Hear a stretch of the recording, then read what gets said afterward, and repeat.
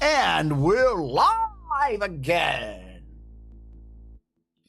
from Chicagoland area. We welcome you in. Let's eat some Burger King while we play some games. Show you how you catch up a fry. You want to pack it?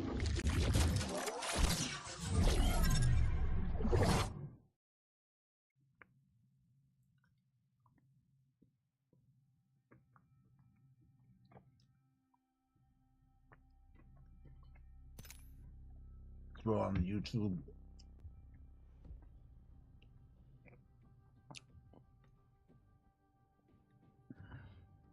Ooh, what are these two things going on now?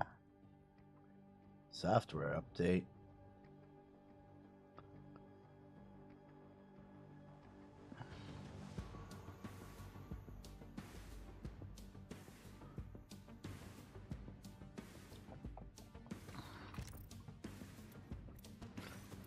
But I got my win today, the first game on. That's all that I played now.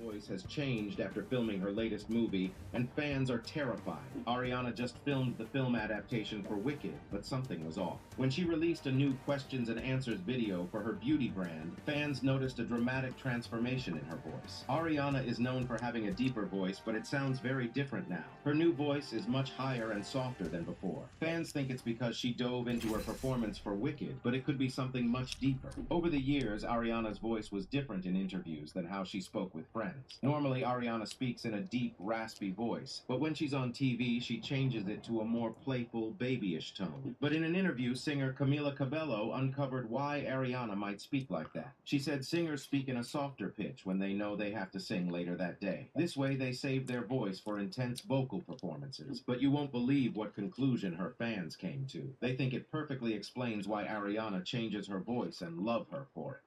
Ariana Grande's voice has changed after filming her latest movie, and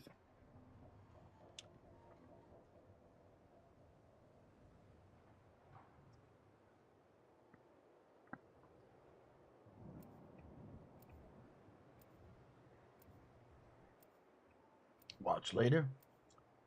I do think it was kind of funny that it felt like it. I should go back and do a count. It really did. I'm trying not to have a big head. It really did feel like every single time I spoke, it felt like Alex had to interrupt. I feel like the brothers were able to finish sometimes full statements. I don't know if I finished a single one. Forever Falling says, I don't think I let's finished get it. even one. Every single time I started to speak, after a few Scrappy seconds, he DP would cut says, me off. I don't know if it's okay. because he was afraid of me speaking, or if he just thought I was easy to cut off, or just because I was sitting next to him, or because we have a little bit of a history, so he thought he could be more boisterous, although I can't imagine he would stop with any other person. But, you know, that was kind of... Scrappy that DP was says, annoying. don't hot Although drop. I will say that it was kind of funny. Like, I wouldn't mind rolling around in the dirt with Alex Jones for an hour, right? Because I can meme with him. If he wants to meme, right? I can do the impersonations, all that. I think it's fun. But also I need time to present and support real arguments on top of the memeing. So, yeah. I don't know. All in all, I don't have, like, strong opinions on it. It's probably going to be... I wouldn't be surprised if that video is over 1 million views on my channel. It was a really good video for my channel, I guess. Also, I think I'm the only one that posted it to YouTube, which is good. We tried to stream it, but for whatever reason it didn't work. Oh yeah, I think is it at 1 million views? Hold on. When? 1,029,000 views. So, thoughts on the moderation? I mean, Ian works for Tim Pool. Like, The battle happens quick. Be what are you ready. gonna do? I thought it was kind of dumb. I think I did remember one of the strategies that I kind of had before, which was to appeal to a moderator more, and I think I actually did that 2 or 3 times in this debate, but it didn't seem to help. I think that, Bro, is that you? I think that I asked the moderator a couple times. I was like, hey, can you, am I getting to fish anything? Can you stop it? But I don't think he did anything, so I'm not sure. What do you have to say to people in your community not liking you platforming Alex Jones? I seriously doubt that my community is saying that. It's probably other leftists or other people outside my community, so yeah. You see that Alex's producer was trying to call out for not shaking Alex's hand after the debate? Wait, didn't I shake his hand? The InfoWars guy said you didn't shake Alex's hand after the debate. Is that true? I'm That's a positive. No, I sentence, one's absolutely close. shook his hand after the debate. I know that I did. I know that I did Forever because Falling says, my here's internet one of is the things I shit. don't like about Alex Jones more than any other person. I feel like most of the people that I argue with, I think they genuinely believe the shit that they say. I really do feel like Alex Jones is just a showman. seconds, I think the he's ring's just, just I think he's ahead. just funny. I think he enjoys it. I think he plays it up.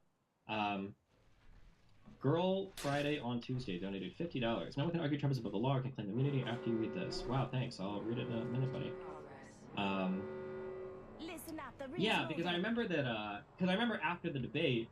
So one of the times, I don't like it because he's physically intimidating. That drives me crazy.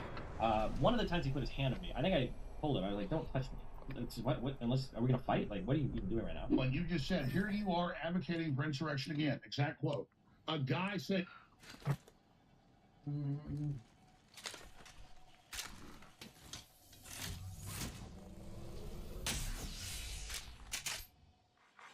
Attention, delivering care package.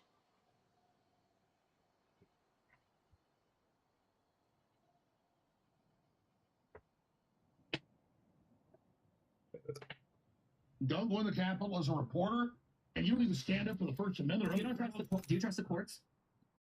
I don't think most Americans do. That's when you have real. Okay, if you don't trust the court, real revolution. What do you do in a real revolution? Listen, we're not trying to go there right now. We are there right now. We just were. It's January 6th. But If there was listen, any time to go don't there, worry. country. If, Okay, there, listen. if there is one, Where would if you? there is one, you're going to lose. Sure. Sir. Okay, we'll see. Okay. Where is didn't like 4 people dying on January 6th for obesity and meth? If these are the people we have to find, I think we'll be okay. Ashley Babbitt, you're demonizing her? Was she on meth? I don't think she was one of the 4 that died from meth. She definitely got shot. Did she deserve to be shot? She was trying to climb into an area where federal agents were saying, "You're climbing her to shoot you." Federal gods? Federal gods? I'm sorry, do federal agents not have the right to shoot So people? if you would have pulled the trigger on her, you like that? If I was one of the federal agents there and I thought it was a Their very job is to Watch that protect. video? Their job is to protect the Watch that people video. inside. Do I like that? No, you guys were the ones cheering on the other side. All right, I think I was cheering. You guys were cheering for it the entire time. talking about Owen. You're sick. And after we finished the debate and we stood up and then he went to shake my hand, he was like, "Yeah, tell me, don't touch me. That was gold." He said that to me. I'm like, I don't like. It feels like everything he does is just like a fucking meme. Like I think he knows he's memeing. He's just like which actually drives me crazy more than it drives me crazy more than somebody who would like actually believe that shit. Because I'm like, is this all just like a fucking joke to you? Because Yeah, it is. yeah, because like people actually believe this shit. Like, I don't know. That drove me crazy. Yeah. Okay, what is this? 1 minute. That debate Saturday in here with zero hedge folks, great people, with the leftists they brought in. And man, I realized they're not intellectuals. They're not informed. They just act confident. We're sitting there before we go live, and there's like a bzz, bzz, bzz, bzz, bzz, bzz. And I said, you guys got text messages coming in, microwave relays getting into the wire. You need to keep your phones at least a foot away from the wire. And the Destiny guy, his fake name, blue hair, goes, you nut. 3 minutes to be alive. He goes, you crazy person. Sit right here. He goes, that's not a microwave oven. But I said, it's not a microwave oven. I said, it's a microwave relay, and it interferes with the equipment. He started laughing, and I pulled it up, and he wouldn't even look at Wikipedia that cell phones are microwave relays. They don't know anything, people. They're stupid. They just act confident. They're not fit to clean toilets. That was exactly what happened. He was complaining about they were mentioning that the microwave waves from the phone with the cords or whatever. I didn't think they would. I thought it was dumb. But maybe they do. I could have been wrong on that. I'm not sure. Because Lex complained about it yesterday, so maybe. But I feel like the transmitting power of a phone has got to be so small that there's no way that it actually, like, XLR cables does it. But maybe, who knows? But I also didn't stake much on that. Because I think he asked me when we were arguing about that. He's like, "Did you bet $1 million on that?" I was like, "No, I don't think I would bet it." But who knows? Maybe they do. Boy, Matt, let's go. Being scared that women are gonna use you for money that you don't have. Boy, Matt is wanting a girl with zero body count while he slept with the whole town. Boy, Matt is wanting a housewife but having no house. Boy, Matt is chasing a girl that dresses like a bat. Okay, hold on. Okay. She sounds obnoxious and retarded, but, like, also true. Bro, the amount of, like, people in the Red Women, "Oh, she's gonna divorce me and take my alimony and blah, blah, blah." Motherfucker, you're broke. Nobody's alimonying shit out of you. What the fuck are you talking? Bro, the judge will look at you and give you money. Okay? What are you talking about? Who are you guys worried about alimony?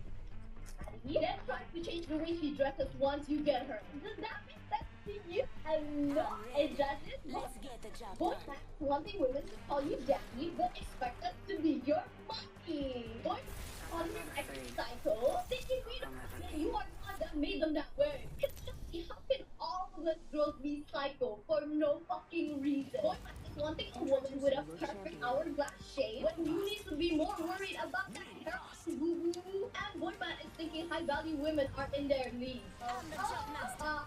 Stay in your league. Don't disappoint another girl. Okay, baby girlie, that was fun. I love you always. Bye. This is incel-inducing, but also Cancel very that. true. Yeah. I don't tell fake stories. Let's make I a get choice. even. Land here. Do you want to hear a spoon story? So when I was a kid, I was a young buck, Never mind. right? And back then, I was just always aroused, right? I mean, I was a kid. Things happen. So I was at my pediatrician's office, and he gave me a spoon. And the spoon was extremely cold. And the reason why the spoon was cold is because he put it on my dick to make my Get that. dick soft Over again.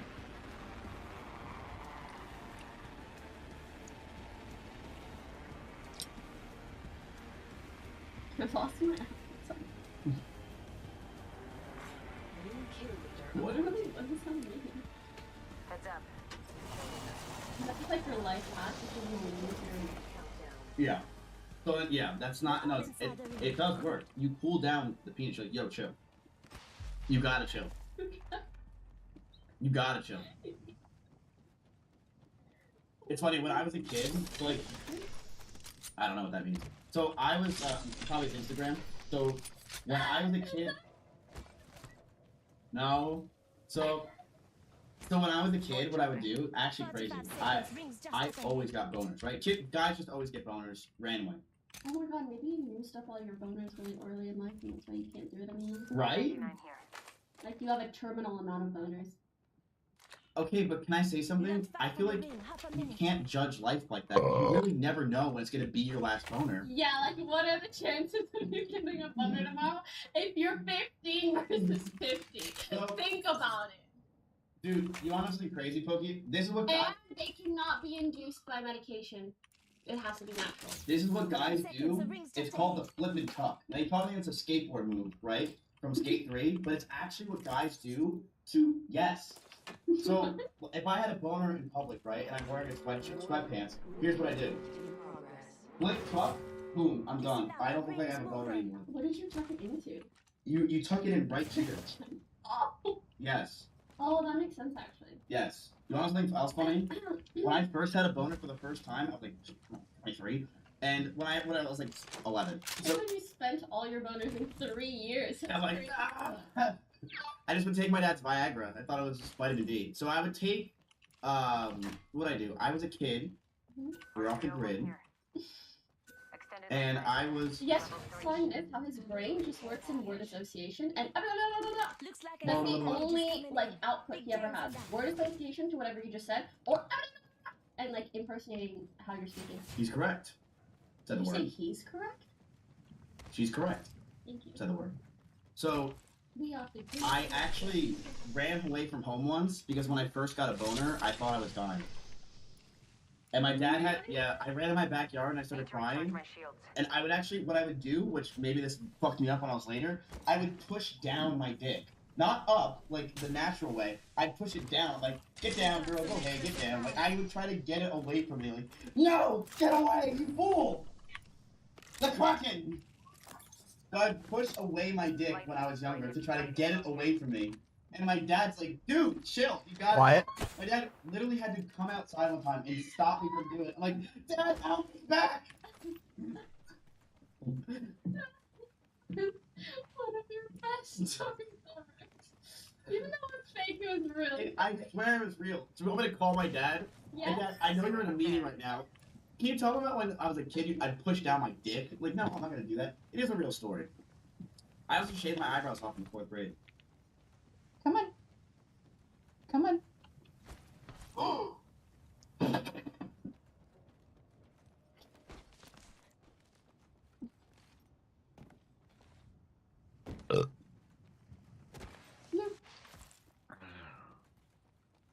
I don't want to see the damage. It knocked the whole PC over and it landed on a table behind it. Oh my god.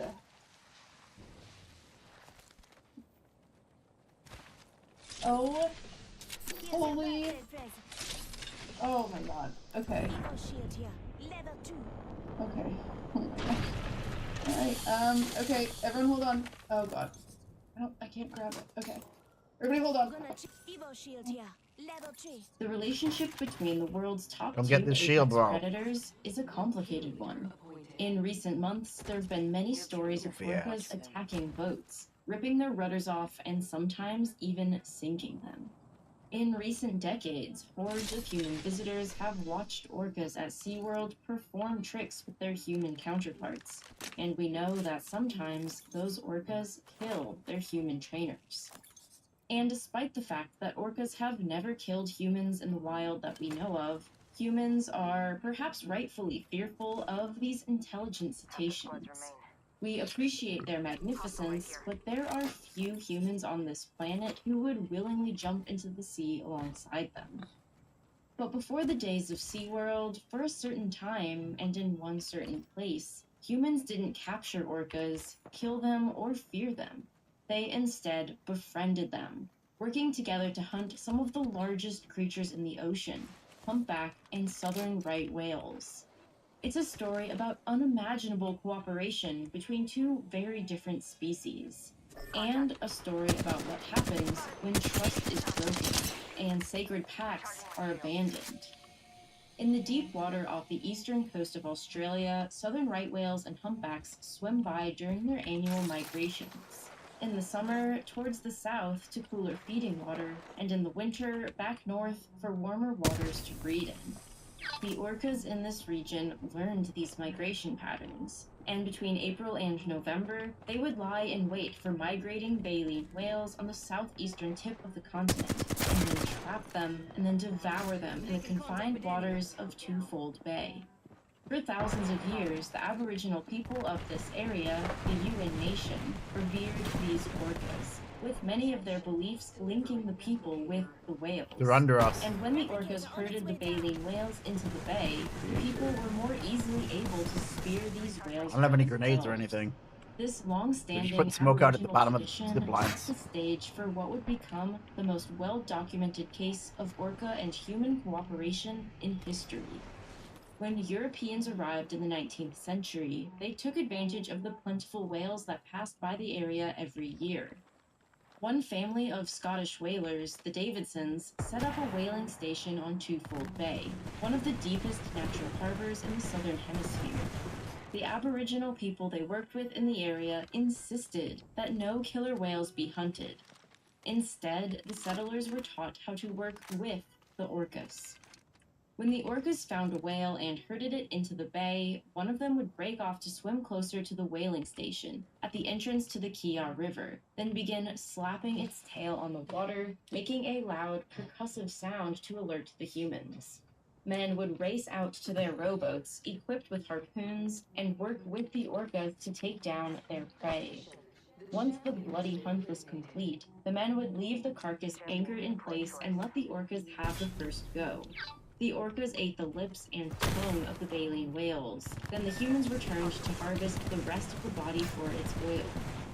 This exchange was known as the Law of the Tongue, and it continued for decades, through multiple generations of the Davidson family. Among the most famous and recognizable of the orca partners was a large I'm not leaving man up here. known as Old Tom.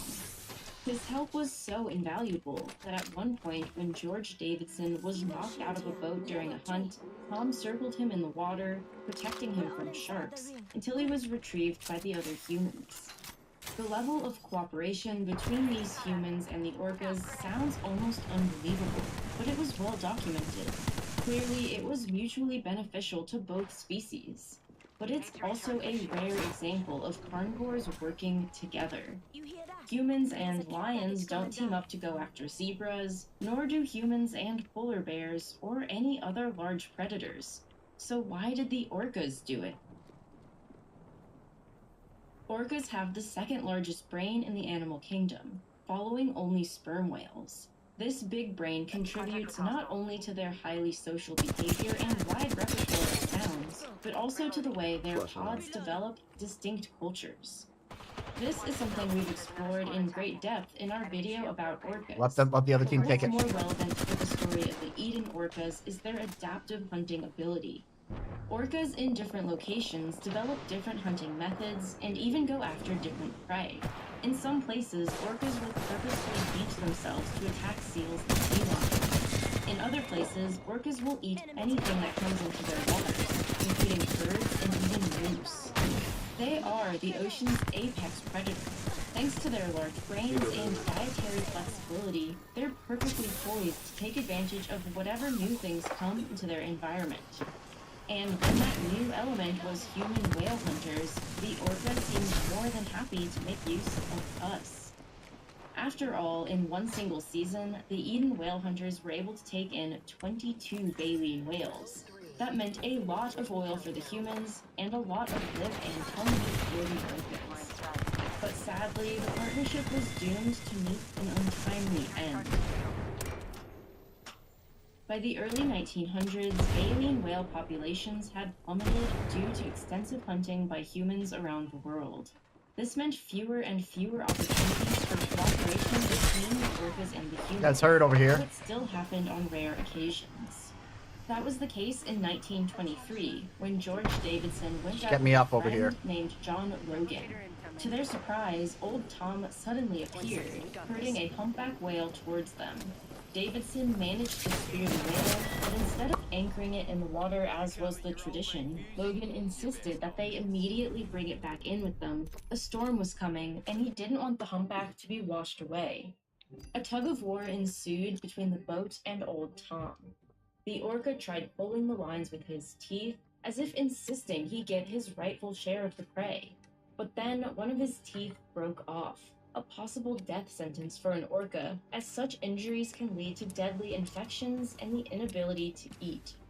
It's reported that Logan fell to his knees and said, "Oh God, what have I done?" He understood the possible consequences of the battle with Old Tom, and he knew that an ancient pact had been broken. Old Tom survived in the wild for 7 more years, and when his body washed ashore in 1930, it was discovered that his missing teeth had turned into abscesses, and his stomach was empty. He'd starved. Logan still felt so terrible about what had happened that he helped build a museum about orcas into which Old Tom's skeleton was placed. It's still there today, along with stories about the orcas and the other whale species of the region.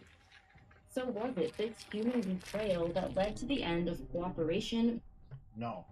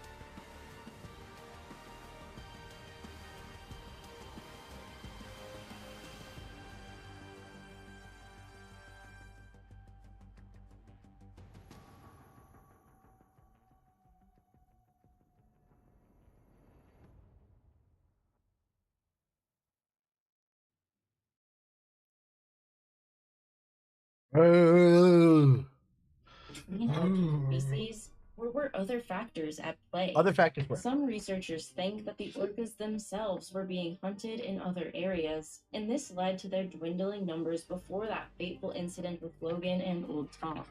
But based on Old Tom's behavior, it also seems clear that he felt betrayed by the humans' decision. Whether the orcas ever would have started hunting with humans again is impossible to say. The Eden whaling operation shut down in 1929, and whaling has been outlawed since then. But recently, orcas were once more spotted around Twofold Bay. Maybe they're ready to forgive the humans, even if we're no longer helping them get the best parts of their baleen prey. The interaction between humans and nature is an area of investigation I deeply love. I am fascinated to understand how ancient traditions of humans allowed our ancestors to survive in so many environments around the world. My videos on YouTube occasionally touch on this, but to really start to understand what it would have taken to survive in an ancient environment, I made a show that puts me to the test, very literally, in tasks that Paleolithic humans would have needed to excel at to survive. In this 5-part docu-game show called Archaeology Quest, me and my writing partner, Lorraine, compete against each other in tasks that range from pottery making, spear throwing, to mushroom foraging. With the ultimate question, who will succeed in creating a meal using only Paleolithic technology?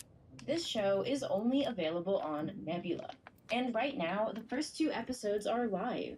It was along to Epic Cities 2020 created by being a Nebula Oh subscriber. my god, you're gonna do a A 5-minute lab in fucking. Australia is building a new supercomputer that will for the first time both physically resemble a human brain and perform as many operations, about 228 trillion per second.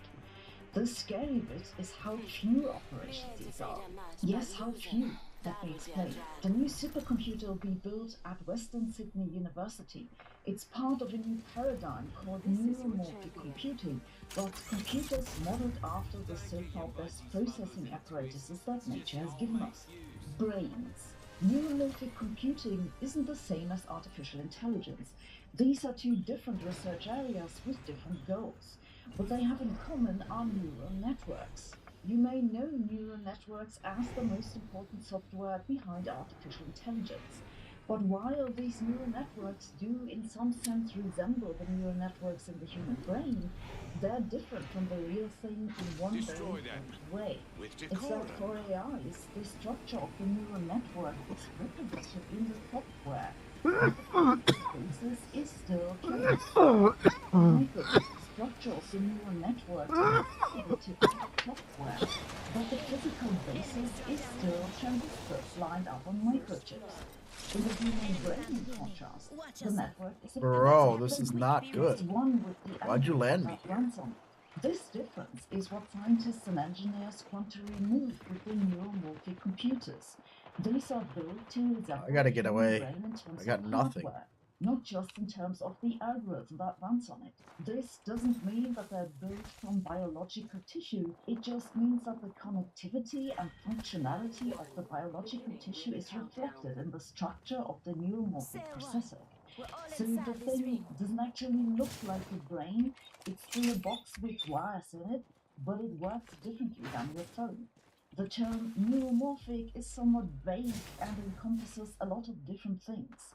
In some research settings, for example, they basically throw a bunch of wires atop each other to create a network and call that neuromorphic. Some researchers have succeeded with teaching these wires to recognize hand-drawn numbers by adjusting how well the junctions conduct electricity, and from there it's just a small step until they run for president.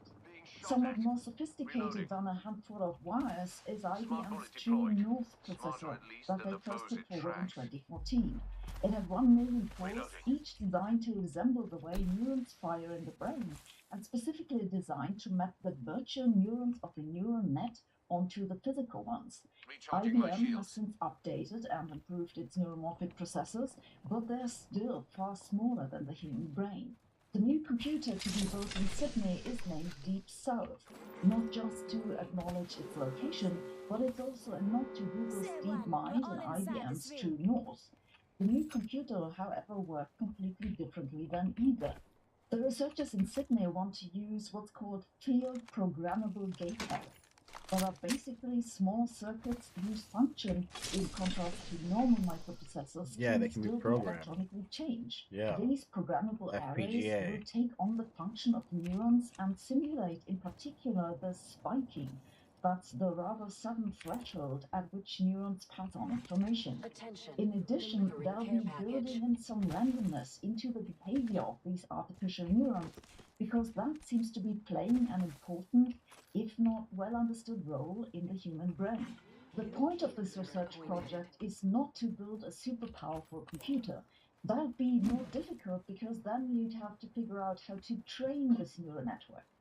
For the moment, they just want to find out how the human brain manages to run on so little power. It barely needs 20 watts to operate, whereas training the currently existing artificial intelligences consumes huge amounts of energy, and running them isn't cheap either. Sooner or later, this will become a problem.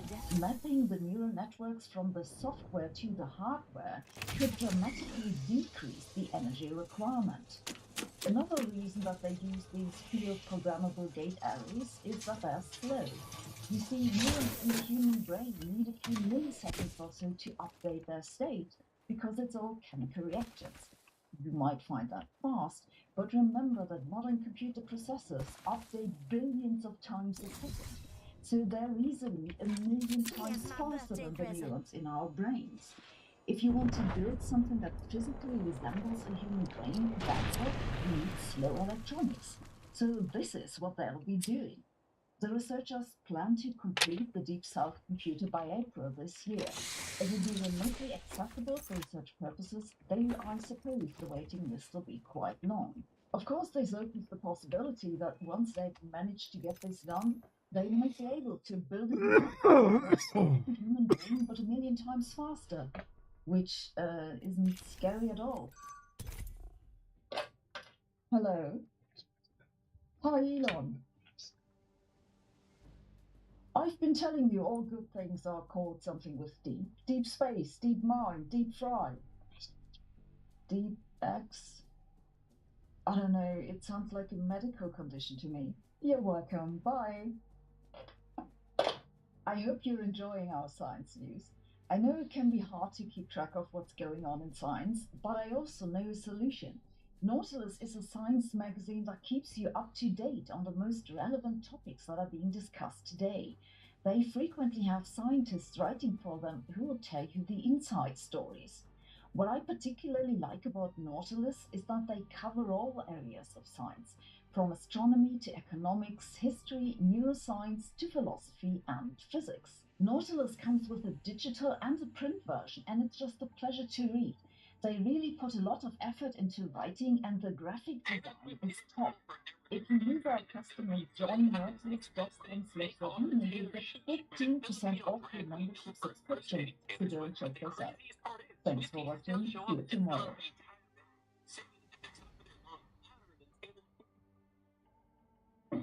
I love the master hand.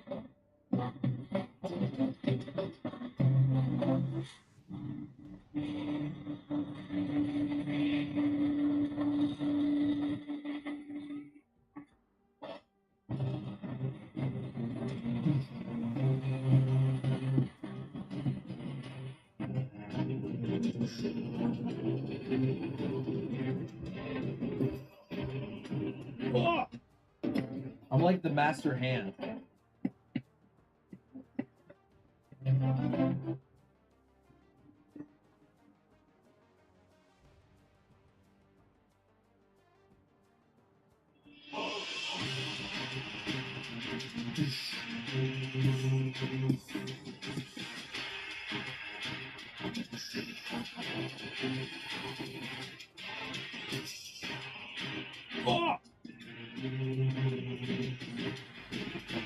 Okay, I'm having too much fun with the cat. I'm having too much fun. Back to it. Where were we? Well, you're good. I mean, the format is good. You're good. You're good because you're earnest and kind of relaxed and Yeah, there's no pandering sort at of all. asking questions. Yeah.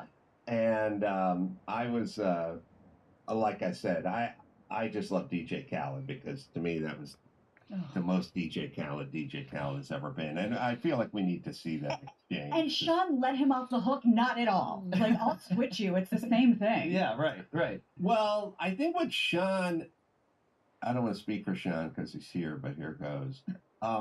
There's two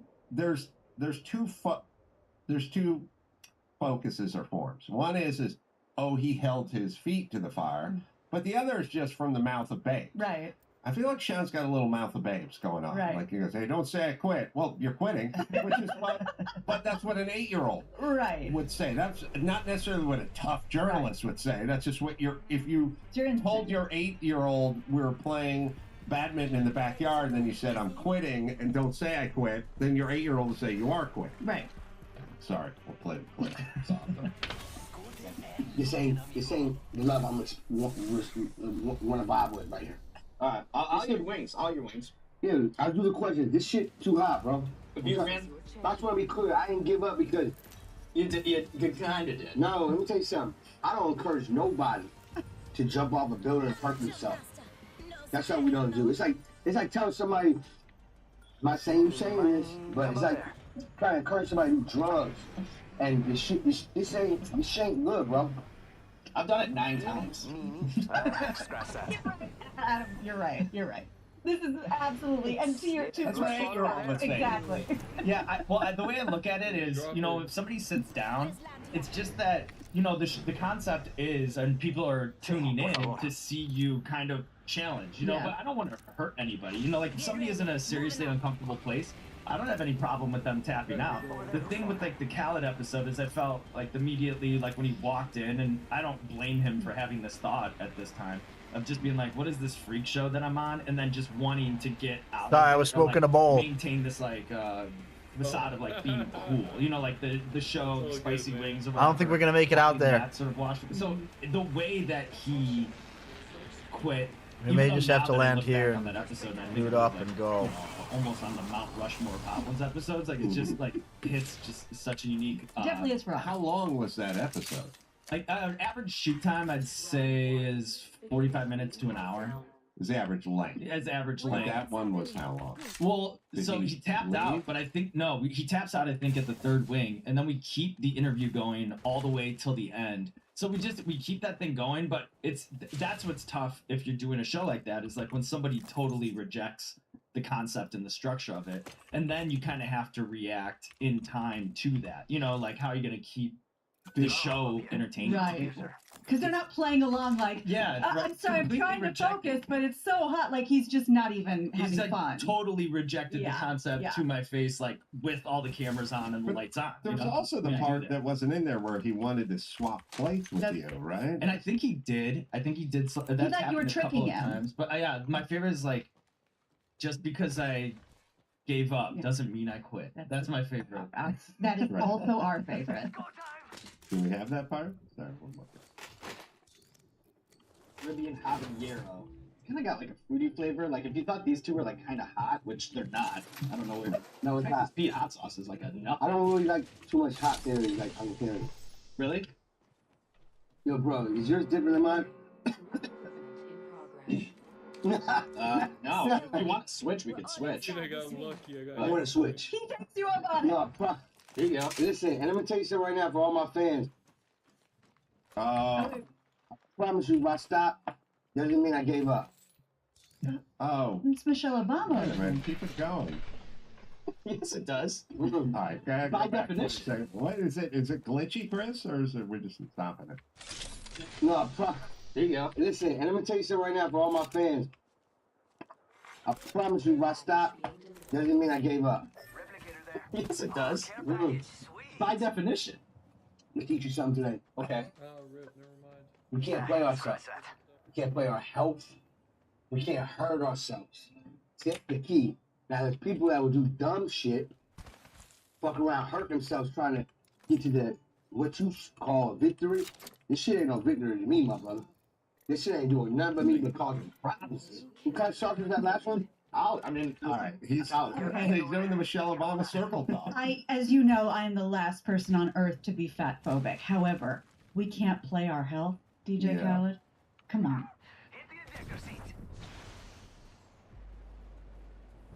Bro, that look like me.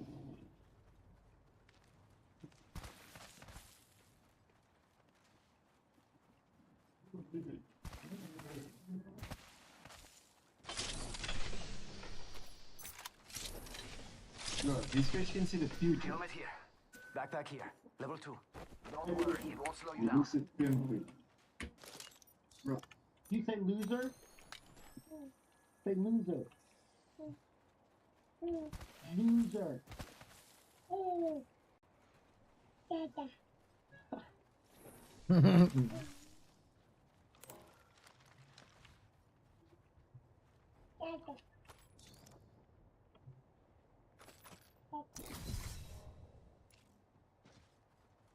Five inches, 10 pounds. I've been living off of just chocolate. I've gained so much knowledge. I learned more knowledge than I did an entire year of high school. I've watched 10 hours of linear algebra, and I've learned how to graph matrices on Grapher and how to create SolidWorks on random software engineers. And I can tell you how Aristotle's logic of thought was turned into Escher's mathematical logic, and then how that was turned into computer science. Yo, got us some materials. We ain't by each other. Fighting? No. Thanks for telling me.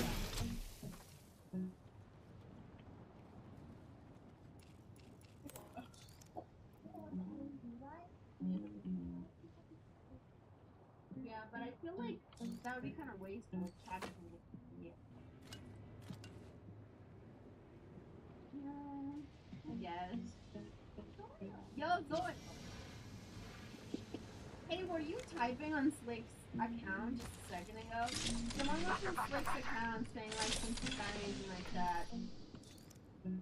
Something darker like the ocean or forest or something.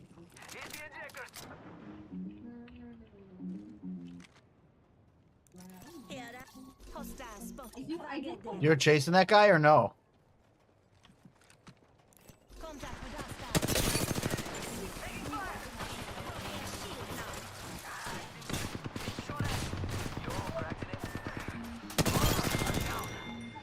Nice, good job.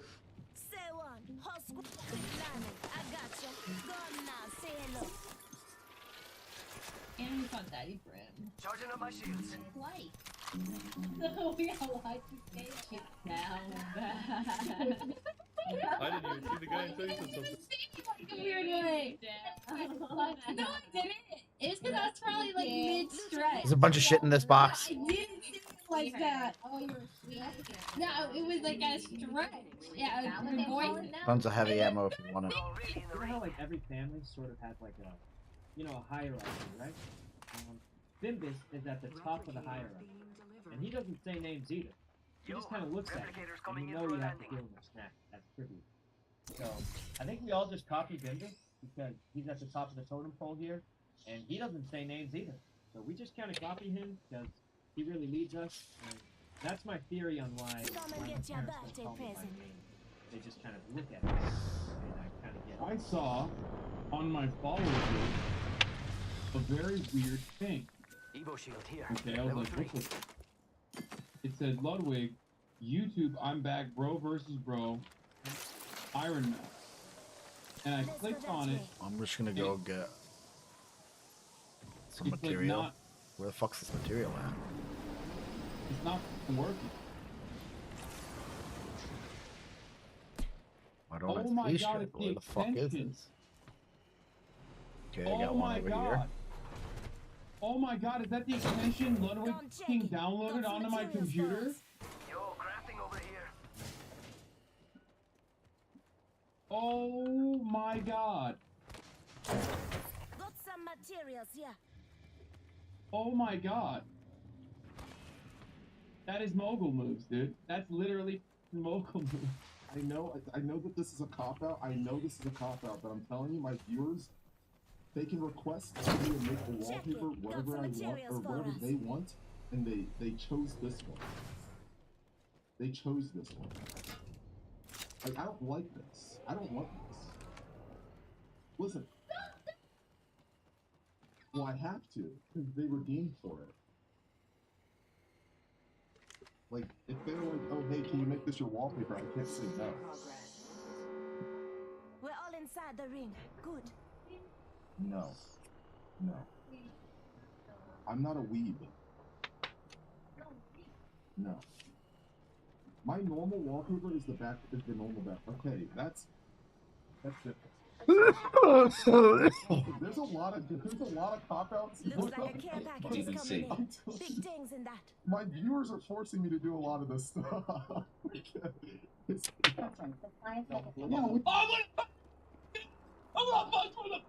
Bro, holy! She's so annoying! And she's so illogical! It's so annoying! Holy... How are they restraining right now? Sure. Evac tower here. You wanna fly? Let me tell you about how much I love you. Engaging. Shot at. I'm down. Oh, there's two of them down here. Oh, and I forgot something.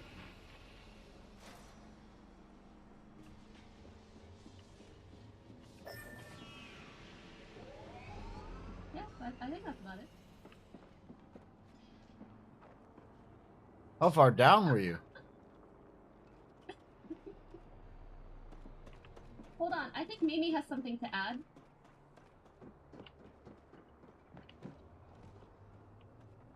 Cool. Oh, yeah, cool. Gordon? Oh, at least he's smiling. Okay. Do you know why I'm so bad, Looks man? like I'm inside the ring. See, I'm so bad at math because guys keep trying to tell me that this is 6 inches. Got a replicator coming down. Huh? That's it? Yeah, it's a joke. It's a good joke.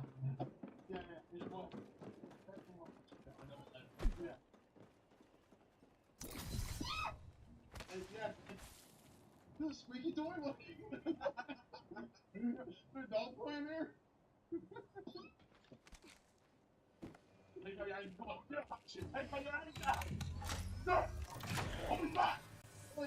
I can do that cosplay. So I'm trying to get a good body now, and then I can do that cosplay. Oh. Oh my god. Okay.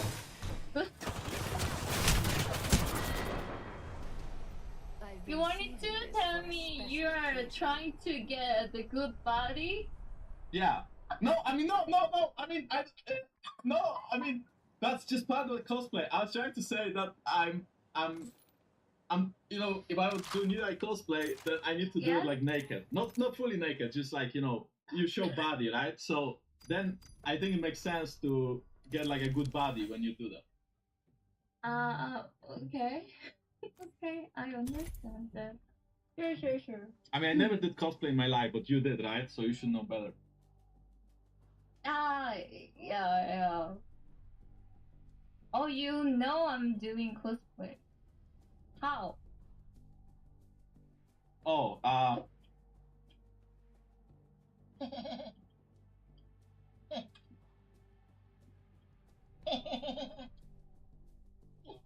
Oh man, I'm being so creative right now. This is so creative. Look, I type Putin, and then I go Control A, Control B, and then I go Control B, and I press Enter, I go Control B, and I press Enter, and then I go Control Putin.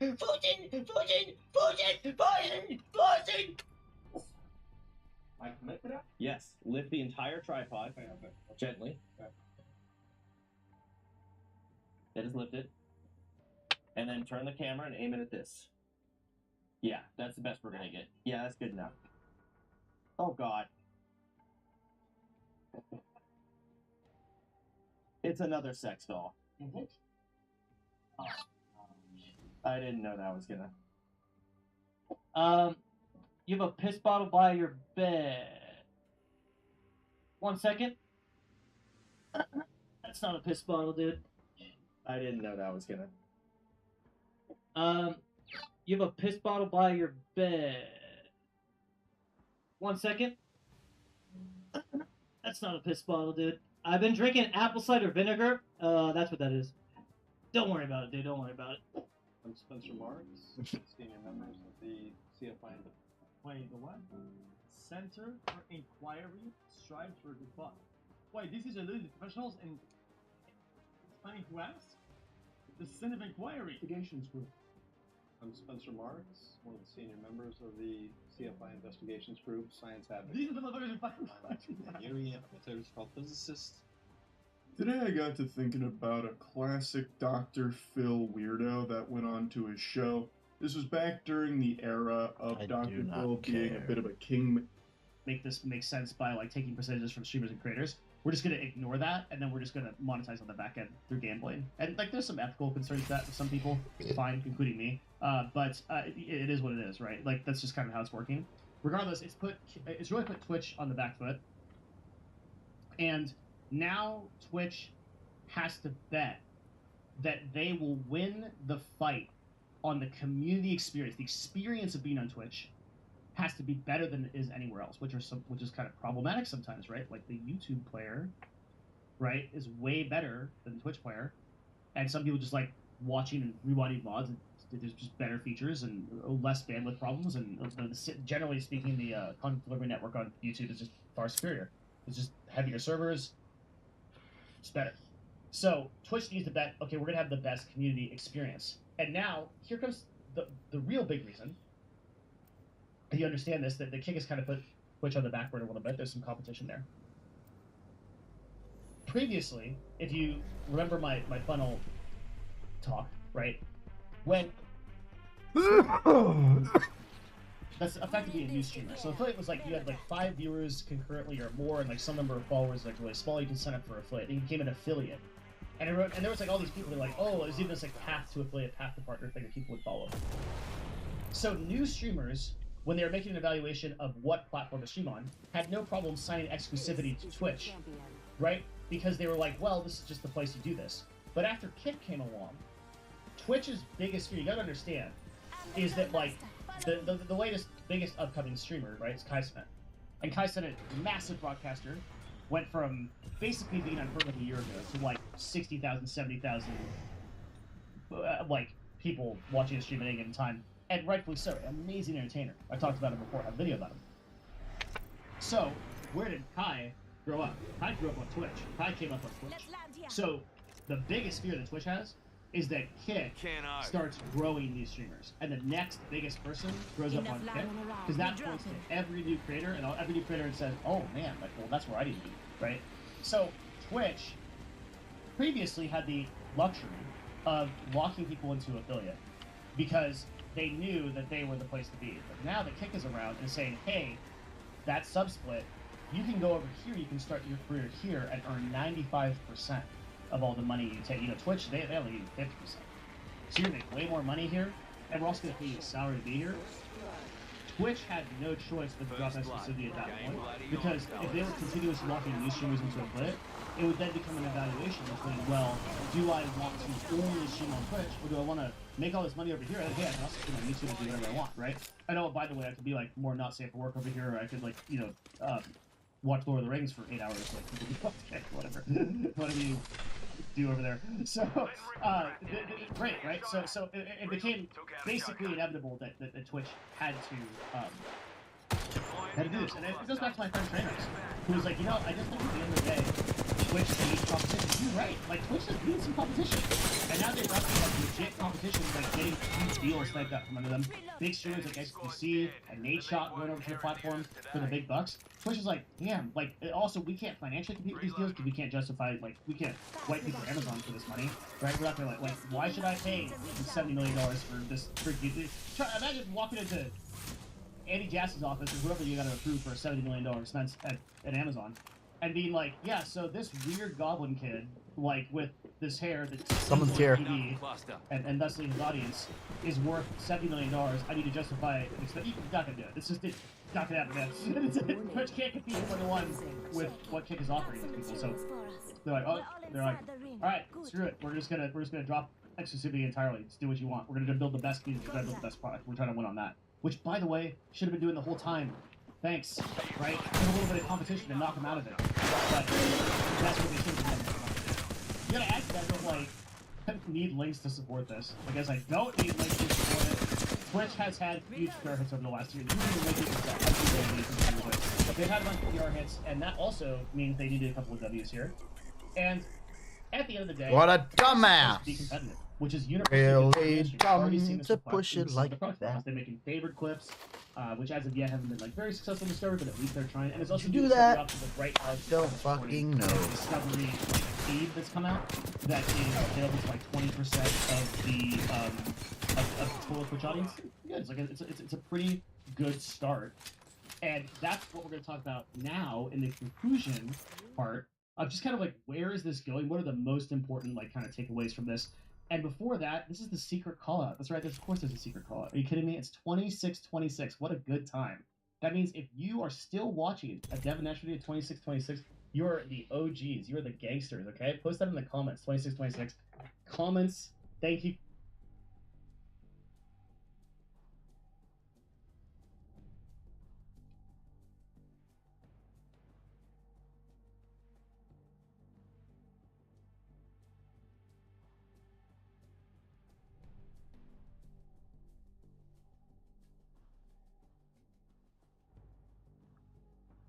Guys very much. Two things to talk about here. Number one is I'm telling you about Novo. It's the agency I work with. I get a lot of questions with. So what we actually do here is we work with brands and we help advertise products and services on new media platforms for them. So we might do influencer marketing, we might do advertising, all kinds of good stuff. I make these videos for free. 99.9% of you are never going to be my customer. But if you are a VP of marketing or you own a business and you're looking to do effective advertising and you have a budget of over $100,000 a quarter, you want to reach out to our agency. That's hello@novo.tv. That's what we do. You can also support me personally on Patreon or support yourself because $5 gets you access to 100. That is not a lie. 100 30-minute videos I've made about business, marketing, lifestyle. All the stuff I can't post on this YouTube, I post on my Patreon. My Patreon has all kinds of like business education, marketing education, the stuff that I come into contact with running a multi-million-dollar agency and all the business lessons I've ever learned. Literally 130-minute videos just for $5 gets you access to all of them. There are some other tiers, like we have a mastermind where you can come in like every week and talk to me and tell me about your business and stuff. That one's really good. We've got like 35 of those episodes. Those are all 2.5 hours long. They're done every Saturday. So just take a look at it. Patreon.com/DevinNash. And take a look at Novo if you're one of those sorts that is really kind of confused about the advertising world and just wants some help with it. We'd love to be a partner for you. Okay, so like, what's the big conclusions, like the overall conclusions? And thank you everybody also for like supporting these videos. People are like, why don't you upload more? You know, transparently, I kind of like an existential crisis a little bit that my stuff isn't very valuable. So I just like, that's really why I get into these funks. You'll see me upload for like 2 months. Sometimes because Path of Exile is a great game, and the week comes out, and I'm like, oh god, I can't. I gobble it down into my cave like the hatch, like the witch that closes the hatch. Sometimes that's the reason, but lately it's been because like I just like kind of am not sure that my content's like really good. There's a lot of good stuff on YouTube, that, you know. I don't know if Devinesh is the best person to watch overall. But thank you. Like when people post comments and stuff like that, and they do the 2626 thing, and they're like, "No, it's like actually good." I'm like, "Man, maybe I should keep creating videos." Anyway, so where are we going? What are we doing? You know, I feel like Twitch is moving forward. Like it's so weird to say that. I feel like it's good. You know, competition was good for them, and there's a new CEO. We've seen him everywhere. If you kind of like, you've probably seen Dan Clancy. And originally, I said this of Dan Clancy. I said he seems like a really nice guy. He seems really well like connected to the community. I think he's gonna do well, but I don't think he's gonna be the person that like really, really pushes Twitch forward into like a massive tech company. And I think that assessment is pretty correct. The previous CEO, Emmett Shear, was horrible, like legitimately. Now he did what Twitch needed at the time. He pushed Twitch, the CDN, the tech of it. At his core was an engineer, and he pushed Twitch forward into a business that did live streaming better than anybody else did, and that was a huge part of the process. I don't want to like dog him for that. Horrible community CEO. I mean, just completely incapable of engaging with the community. But Dan, you see him at streamer weddings. You see him playing the piano. He live streams himself from a van. He's a super accessible, super cool guy. He was all over TwitchCon. Really fantastic dude. that I just think he is really a great feeling for Twitch, and kind of all broadcasters right now have a. I don't think we feeling should go here. that Twitch is just like kind of revitalized. Because TwitchCon felt really good to a lot of broadcasters. There were notably We're gonna be in a fight right like away if you're Phil going here Carnage, with was saying, me. like, man, this like felt invigorating. Like, it felt like a good TwitchCon. Like it felt. They're like, on good our for ass. the first time in a long time. People like S-Fan saying like, "Oh man, this is like really good. Like I really got this good." A lot of people Says, praising Dan. sorry, I understand little. Like appropriately for just how he's doing. So I think Twitch is moving forward. The competition was good for them. Okay. I also think that Twitch seems to have realized in this day and age that it's not going to be this huge tech platform. This kind of drove me crazy about Twitch in the, like, 4 or 5 years ago, where you had Emmett up on stage that was, like, basically, he was literally trying to be, like, the Steve Jobs Apple CEO, like, announcing the new iPhone, and he's, like, literally just, like, talking about really little things you can do for mod options and stuff. Like, Twitch is just not that popular. It's not going to be YouTube, and it doesn't have to, right? It can kind of be like a special niche place for live streaming where people on average are just more dedicated because like the average user on Twitch watches a stream for 120 minutes a day versus YouTube people that watch like a video for like 15 minutes, right? Like the typical Twitch user is just a more engaged person for that reason. And that's fine, right? Like you don't need to appeal to 2 billion users. And I think Twitch has finally kind of realized like, oh, we can kind of like grow. Like, we don't have to grow so wide. We got to make the experience better for the streamers we have, make this the best place it needs to be for streaming. And this big multi-streaming thing, just like the sort of corporate messaging here is, hey, we are confident that we can build a better product than these other people, and thus we don't have to chain you up, right? It's like if you're in like a marriage or whatever, right? You're not gonna like chain your husband in the basement and not let him outside. Because you this might be a terrible analogy. Because you're like, yo, you can't leave anywhere else. You can't go to the store or whatever. Because I don't trust you, right? You're confident in yourself. You're confident in your relations with your friends, with people around you. They're like, yo, like, you be you, do whatever. And like and we're gonna push this thing forward based on the quality of like who we are and what we are. And companies are at their best when they do that, right? So Twitch needed for years to be able to say, hey, yeah, you're like, there's roping people into the affiliate. It's just like you with your 4 viewers, you are now locked in forever to being on Twitch eternally. And if you ever look away, if you look at Twitch, it's like the meme of the guy is like you know, like you ever even look at Kick, we will ban you. Like screw this. It's such an authoritarian, draconian bullshit. Like now they are actually dropping that, and they take this stance of like, hey, like, we're gonna build the best product, and you could be wherever else. Like, sure, right? But you're gonna want to be here. This is gonna be the place you're gonna want. We're gonna be so good that you can't ignore us. Awesome. Love that mentality for business.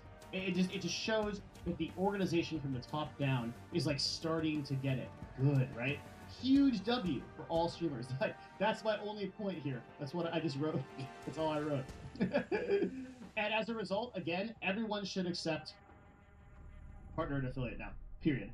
End of story, right? There's just no reason not to. And lastly, I just think this should start to change your mindset for all you content creators out there. Maybe some of you are already in this place, but for those of you that are not, everyone should be platform agnostic, right? Like, instead of just thinking about the platform you're going to live on forever now, diversify to the ones that most serve you, right? Use your top of funnels, and then convert people to paid places where your percentages favor you the most and have the most longevity. Be where you are benefiting and you want to be. Multi-streaming really at its core should be a tool that you use to find where you get the best results. You may multi-stream to 4 or 5 different places. You may realize after 6 months or whatever that you are killing it on Twitch. And you're just like, man, I just don't need to be anywhere else. And this is really where I'm getting the majority of my growth and my following and my money. I'm just gonna, like, it's a 90-10 thing. I'm just gonna cut that 10%. And this is gonna be at home. You might, but like, here's the thing about multi-streaming, right? If you don't multi-stream, you never know you never know if that was going to be true. And that's like the real problem, right? It's like a lot of people are like, oh, I'm never going to try to multi-stream. And it's like, well, you could have easily been the next guy on the next Nate Shot or the next doctor or whoever on YouTube. Like, you never give yourself that opportunity, you never discover there. And so that's why multi-streaming is so important. It's like that option to kind of dip your foot in every possible platform and then be like, oh man, this actually is the one that I want to stay with. Or I love multi-streaming. Like, I love like that there's a multiple community, but like, try it, right? There's no downside of trying it.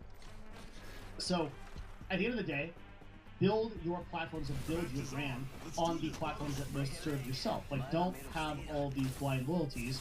And this is something that I really criticized a lot of people that were going for affiliate and even partner at Twitch for a long time, had this blind loyalty to Twitch that clearly they didn't care about you, right? And the truth is, like, platforms still don't care about you, not because they're evil or they're malicious, but because they can't. They're building something at scale for a lot of people, right? It's like you going in and expecting, like you're doing like all these public tests or whatever. Like, they can't care about you because they have to cater to like the huge average. So the same thing on the platforms. So serve and use the platforms that most serve you, right? And going forward, I'm just kind of excited. Anyone got a mic? About live streaming. it's great. It's really great. So, well, Devin, maybe you'll live stream. No, I have no time. Everybody.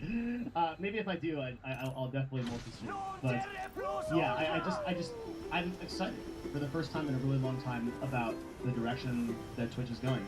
And I think Twitch being the leader of live streaming, like, this now means that there will be basically no exclusivity except for just the highest paid individuals. And look, that's a viable path too. Like, maybe you build this great brand that is multiple across multiple different platforms. You got multiple different socials, and then you get a paid offer from someone like Kick or someone like Twitch even, or like some of that, and they're like, hey, you do exclusive here. Great, like, right, you're locked in. So that's another path. But that's kind of the point of this video, is that there are just way more paths to success now than there were before, because Twitch enabled multi-streaming. So, yeah, there's nothing negative to say. Just a super positive thing, and I hope that many broadcasters learn something from this video and maybe take it and maybe help it build their brands. Or you just thought it was interesting. If you did, leave me a comment. I read all of them. And yeah, I appreciate y'all. Thanks everybody. And we'll see you again in the next video sometime. Bye. Have you ever painted a wall? Painting can be zen. Up and down, load the roller, up and down. But it's also hard work. I had less than a week to prep, prime, and paint before I headed to Texas for Vid Summit. Oh, and did I mention the Raspberry Pi 5 announcement was also happening that week? This studio build isn't a big construction job, but every worker I've met puts in hard work day in and day out. I'm usually down here in my office messing with hardware or editing a video. I mean, that can also be hard work, but it's just not the same. I'm in air conditioning. I can grab a cold drink and watch YouTube on my break. Construction workers do their work a lot of times with no AC or heat. They come out early day after day. They earn their living building the physical spaces where we live and work. And after painting 2,000 square feet of walls, I'm reminded how important and hard the work is that all the trades do. It's also why I hired out most of this build, except painting. Why? Well, of all the jobs, painting is one of the most approachable. That doesn't mean it's not worth hiring out, though. Pros know how to get a beautiful finish and have extra tools and experience that makes the job go more smoothly. But I had a budget problem. Doing my own painting means I can build the studio and not go bankrupt.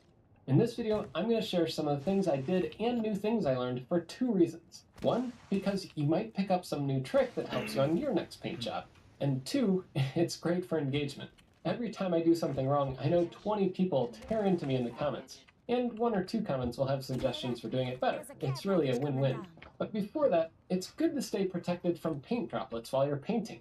Surfshark might not provide adequate protection from paint droplets, but they do provide protection on public Wi-Fi. I love the encrypted WireGuard VPN I set up here at the office, but my ISP only gives me 30 megabits of upload bandwidth. With Surfshark, it still uses WireGuard, but I don't have that bandwidth restriction. I can get hundreds of megabits. They also have all these locations around the world, meaning if there's a show only available in the UK, I can act like I'm there and watch it. They have some other features too wrapped up in Surfshark 1, like antivirus and identity protection, but I'm mostly here for the VPN. It's simple, it works on all my devices, and if I need something better than my office WireGuard VPN, I use Surfshark. Use code RedShirtJeff for an extra 3 months free, and in case you're wondering, it's really hard to paint in that costume, because the little viewing window on the front moves around as you move your arms. So yeah, Surfshark, good for a VPN, but probably not the best tool for painting your office. Electrical and networking were ready to go soon after the walls were built. The walls themselves have resilient channel to hold the drywall off the wall structure, and there's neoprene rubber to isolate the wall from the floor and the ceiling. The construction guys also placed rock wool insulation above the ceiling and regular insulation in all the wall cavities to help reduce sound transmission from above and from the sides. They also put acoustic caulk in any seams, especially the gap between the floor and the bottom of the drywall. These guys were great, and they also stuffed some extra rock wool in a few wall cavities you can't see behind the new walls to make sure no extra sound makes it through. They also hauled in and put up like 20 sheets of heavy 5/8 inch Fire Code X drywall. They're thicker than typical 1/2 inch sheets, and the extra mass stops a little extra sound. It was fun seeing how they use their hard hats to express themselves, kind of the same way we nerds use our laptops to display our little sticker collections. Anyway, I made sure all the outlets were also surrounded with insulation and had extra neoprene on the standoffs, so if they touch the wall behind, the metal outlet boxes won't transmit sound. And with all this insulation in, the studio completely eats up any echo, like a totally dead space. The sound is actually already pretty decent out here in the office space because of all of this insulation. What are we doing? It's actually absorbing some more sound than there was What? before. What you talking about? But as I walk into the studio space, you will hear quite a difference, and that's because there's all this insulation with rock wool up there absorbing all of the bouncing I reflections. can't help it. It's Apex. So this is My kind mic of a is turned dead low. room It just right now. fucking goes There's really crazy no like that. liveliness, no echo or I'm anything just like messing that. with you, dude. So you want to have a little bit of that. I'm and not the that's- person that's to what we'll mess have with, to let me tune tell you after that. This room is complete, but for now, we're getting all of the insulation up. You guys didn't and see there that guy? are a couple spots back here that do have some drywall. If you have a completely dead room, it's kind of like Gamer's Nexus semi-anechoic chamber. Yeah. Totally. You spend too long there, you can work your brain. Almost any noise I make is absorbed by all that insulation. That's what I mean by it being a dead space. There's zero echo, and some people say the room has no liveliness or presence. But let me fast forward a little bit into the future. I just finished painting this new studio, and that is a lot of echo. Hello? Hello? I hope I didn't waste all my money. Well, I didn't.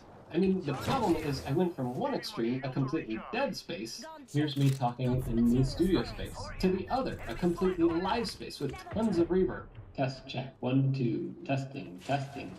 In the end, I want something in between. Enough presence so it doesn't sound like I'm in a black hole, but not so much it's distracting.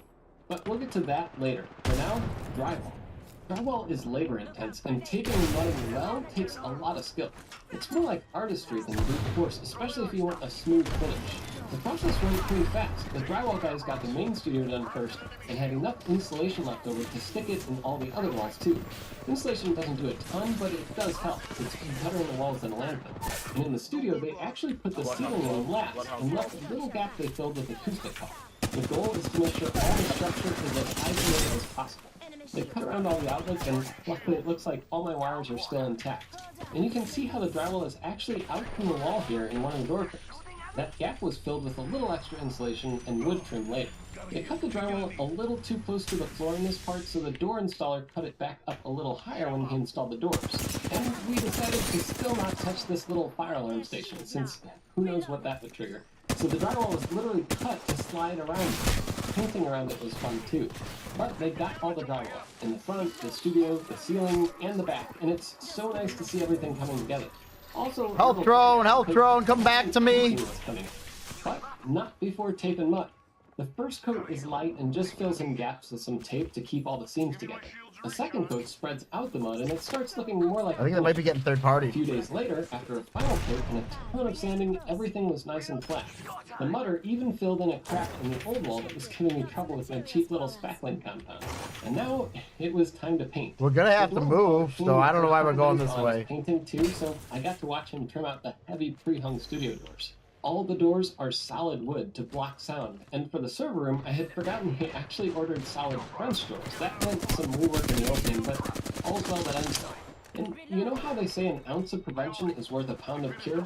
Well, that's doubly true for paint. The only way to get a good coat of paint is a... Let's start moving! It came and helped me dust all the walls. I bought a floor duster for it, and it didn't take too long, but dust was everywhere.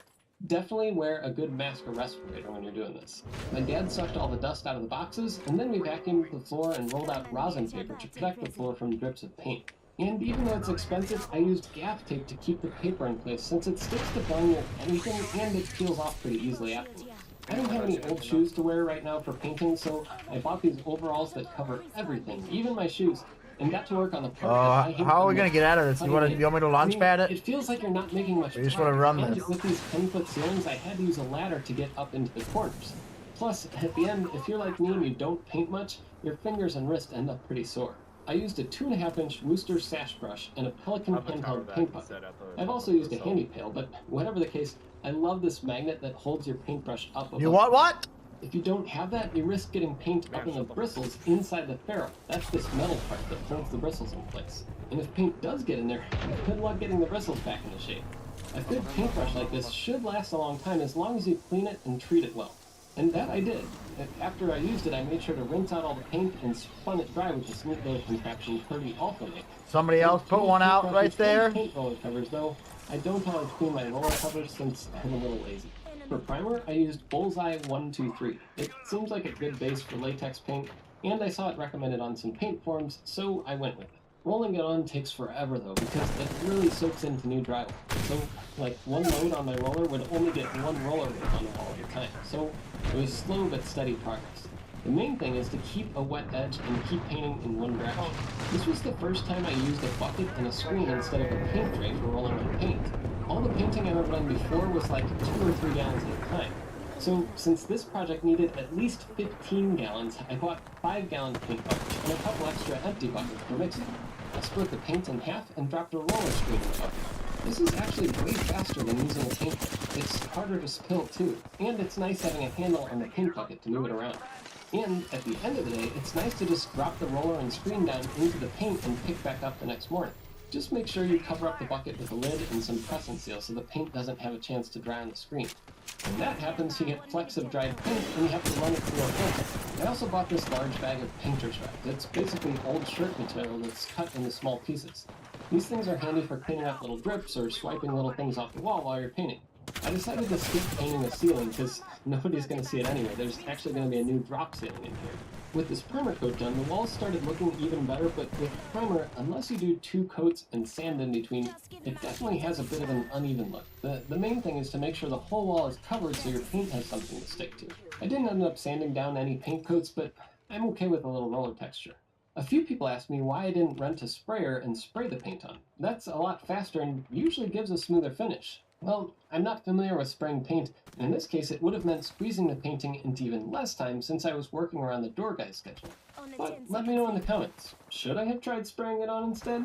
My dad thankfully came to help me on the last day priming, and he got the front and back done. Sorry, there's nothing I can do there. But apparently he thinks his work was better than mine. I don't want Jeff to know this, but overall I think I did a better job with the priming of the walls. I'm old. Well, I mean, it was okay, but I don't know if just being older makes your work any better. Anyway, I was ready for finish paint. And for that, I did something I've never done before. I went to an actual paint store. I read online a lot of pros use paint specialty stores and don't actually go to the home center like I do. And honestly, after going there myself, I understand. At the home center, besides the paint aisle sometimes getting a bit messy, there are many days where it takes a while just to get a paint rep at the counter. I don't blame them. I mean, usually the paint desk employees are doing 10 other jobs, but it does mean you sit around waiting a lot. Even so, Lowe's actually sells some real Sherwin-Williams paint, and it's not like it's any cheaper at the specialty store, but the experience at the paint store was night and day. Instead of graffiti on the floor from people testing spray paint pillars, everything's pretty organized, and since they cater to pros, they have all the neat paint equipment to make a job go even more smoothly. The employees were helpful too, though my introvert brain is always a little skittish when an employee kind of latches onto you when you walk into a store. But that's just a me thing. Anyway, it was time to pick out a color. I wanted something like a 20% gray. Some studios are black and some gray, but the main thing is you don't want much pigment in the wall color, so you can control lighting more easily. White, like I have in this office, reflects everything, and that can get really annoying. Black is great for lighting, but it feels like you're in a void, so I went with this color, and look, it's called software. Fancy that. For the office space, I wanted a brighter color, and I could use a tiny bit of pigment, so I went with shell. I kind of thought if I was going with a software theme, I could use the Linux shell for the rest of the space. It turned out a slight bit more yellow than I wanted in the end, but it's okay.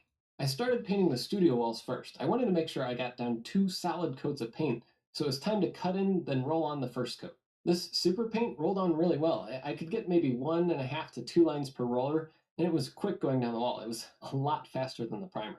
After I finished up that first coat, you can see where the paint shrunk a little, and there were small flecks back to the primer coat. It's really helpful to have good lighting for painting and inspection, and that's where this massive portable DeWalt light comes in. I love this thing, but it's way overkill for my household use. After the first coat, I dropped the roller and screen in the bucket and sealed it up with press and seal. The next morning, after I finished up cutting in a second time, I opened up the paint bucket, dumped my extra cut-in paint in, and went to town rolling on the final coat. It's not as impressive watching a second coat of paint go on, but it sure does look beautiful once it dries. And there were still 1 or 2 spots on the wall where I missed little dents, but I'll touch those up later. A pro would probably spot those things while he's painting, but honestly, it's not a big deal for me, and it probably won't even show up on the camera. What was a big deal, though, was how badly I measured my network box on the front wall. I mean, I'm not sure how I missed lining it up so badly. Just don't tell the electrician. Maybe he won't notice. But I did have to tape up one of his cables, though. Gaff tape held it up to the ceiling well, but it did rip off a little bit of the drywall's facing, so I had to touch that up too. I also got a little too enthusiastic around some of the door trim, but luckily I'll be painting that later too. I wrapped up for the night, enjoying the massive reverb in this room. Echo, echo, echo.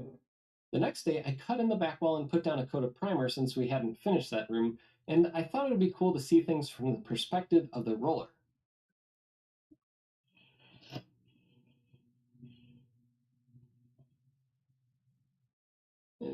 Not too bad. My poor GoPro probably got a few flecks of paint on it, but hey, anything for the shot. So now it was time for the final color everywhere outside the studio. I cut in with my sore hand, and I cut in some more, and a bit more, and yeah, cutting in just takes forever. But then I painted. It looks a lot more yellow when it's wet. It dries to a more eggshell-like color, but it's still got this tinge of yellow I wasn't quite expecting. I guess that's why you're supposed to roll a little sample on the wall before you go out and buy 5 gallons. But the shade kind of reminds me of old deck computers. Maybe I could run with a retro computing theme up in the front. We'll see. But I painted and cut in and painted and cut in some more, and at this point I was painting late into the night to try to finish up before I left for Vid Summit. And in the end, I decided to stick with 1 coat outside the studio to save on paint, otherwise I would have needed a couple more gallons. Plus, it was like midnight the night before I left, and there was no time left for more painting. Vid Summit was pretty fun, and I got to meet up with Tom Lawrence from Lawrence Systems, Ken from Computer Clan, and one of the many Jimmies from the Mr. Beast project, among a few other people.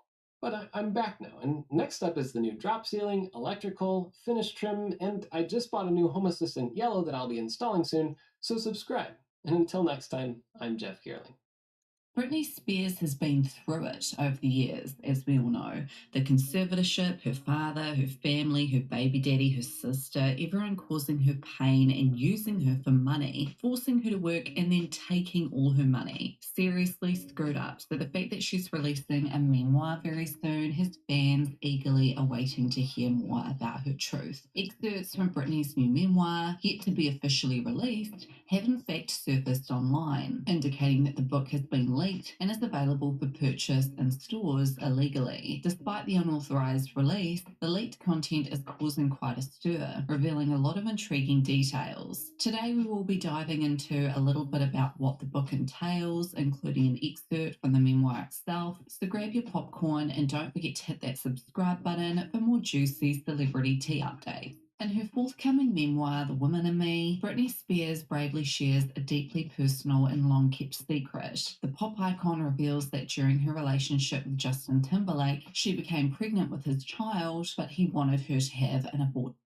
Spears, now 41, candidly reflected on the unexpected pregnancy, expressing her love for Timberlake and her anticipation of a future family together. However, Timberlake's response was different. He believed they were too young and unprepared for parenthood, leading to his reluctance. Britney had said, and I quote, "If it had been left up to me alone, I never would have done it." And yet Justin was so sure that he didn't want to be a father. Recalling the painful experience, Spears described the abortion as one of the most agonizing moments of her life, highlighting the difficult decision she had to make. Following her split from Timberlake in 2002, Spears became a mother to 2 sons, Sean Preston, 18, and Jaden James, 17, with her second husband, Kevin Federline. Scheduled for release on October 24th, Spears' memoir, The Woman in Me, is highly anticipated. This revealing account comes almost 2 years after the end of Spears' 13-year court-ordered conservatorship, which was terminated in November 2021 after her impassioned impassioned testimony in June 2021. Promising an intimate look into her remarkable journey, the memoir illuminates the enduring power of music and love, emphasizing the importance of a woman telling her own story on her own terms, as stated in a press release from Gallery Books. Britney Spears' memoir promises to be a courageous and empowering narrative, marking a significant moment in the legacy of one of pop music's greatest performers. Justin Timberlake's reaction to Britney Spears' forthcoming memoir, The Woman in Me, has stirred curiosity among fans. Their relationship, which spanned from 1998 to 2002, was marred by public scrutiny, notably when Justin publicly disclosed intimate details about their breakup, as seen in the 2022 documentary Framing Britney Spears. It took nearly 2 decades for Justin to issue a public apology, acknowledging his past mistakes and expressing regret for his actions, especially towards Britney. As Britney prepares to release her tell-all book, there are rumors about Justin's apprehension regarding its contents. Sources hinted that he might not be pleased, anticipating that Britney may discuss their relationship candidly. Despite these speculations, insiders emphasize that Britney's intention is not to vilify anyone, but to share her truth from her perspective. The memoir's most significant revelation revolves around Britney's revelation that she was pregnant with Justin's child during their relationship, ultimately leading to a mutual decision to have an abortion. Britney expressed her love for Justin and her desire for a future together, but Justin disagreed, deeming them too young for parenthood. This deeply personal revelation sheds light on a pivotal moment in their past. Britney also disclosed the story of their first kiss, which occurred during their time together on the all-new Mickey Mouse Clubhouse. She described it as a memorable but challenging experience, highlighting the demanding nature of their work alongside fond memories with fellow cast members. While Justin Timberlake has not issued an official response to Britney's memoir, he has been vocal about his pro-choice stance in the past. Despite the attention on their past relationship, Justin seems to be focusing on his present, prioritizing his family life with wife Jessica Biel. Britney, now freed from her conservatorship, has also criticized those she believes exploited her, including her father and media figures like Diane Sawyer. As the release of The Woman in Me approaches, fans eagerly await the full story, hoping to gain deeper insights into the lives of these iconic pop stars. So excerpts have been leaked online from Britney's memoir. Apparently the book has already been leaked and people can literally buy it in stores around the world. So today we're going to discuss an excerpt from the book that's been trending on Twitter. This has to do with Christina Aguilera. Before we dive into that, let's discuss Christina's response to the book. In a recent interview with Jimmy Kimmel, Christina was asked about Britney Spears and she handled it like a pro. You know, Britney Spears has a memoir coming out. Do you think you will be in it? Has she called you and said, hey, heads up? Dude, I don't know. There's a chapter about you? Are you hoping that you're in it?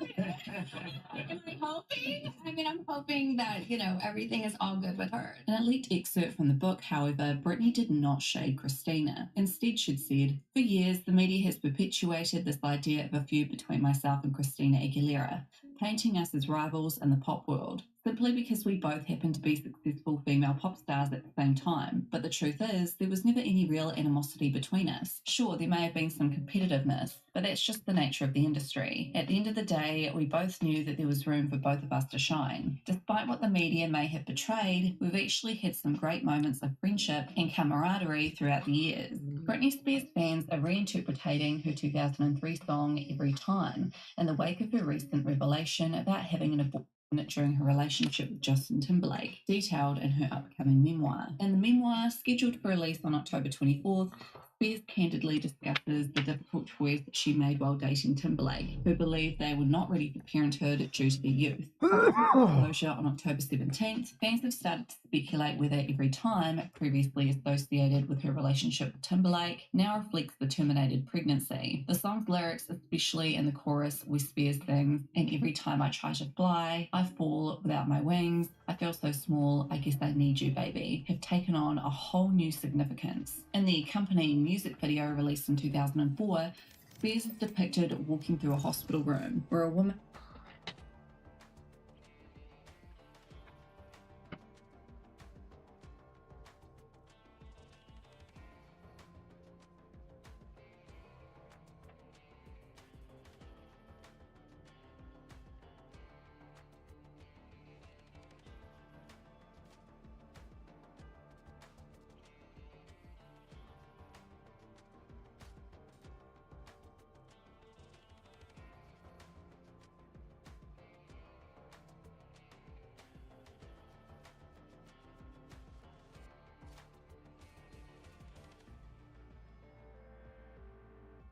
Match found.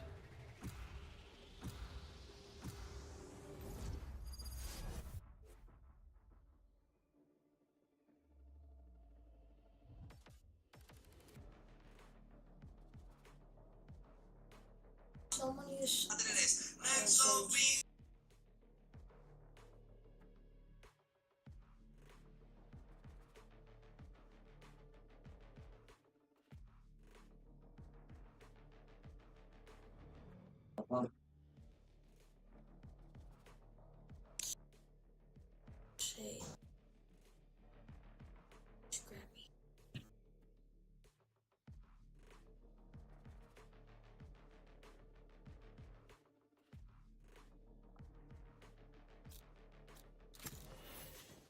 I am both shield and sword. Thanks. I didn't do that for you.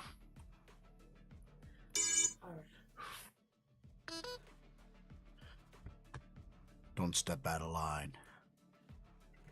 What? Stay within the rails.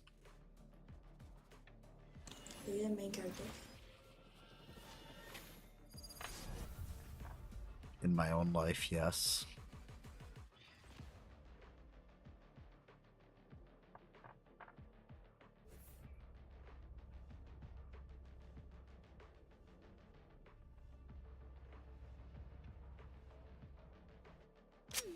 Today the meal came to me.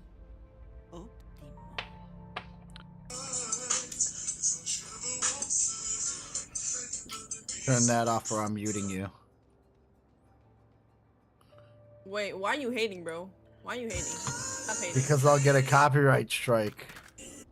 Oh, you're streaming? Nope. Did they bring this map back? What the fuck's going on? Yeah, they brought They brought it back. Wait, are you recording a video of that? What do you mean you'll get copyright? Oh, thanks, buddy.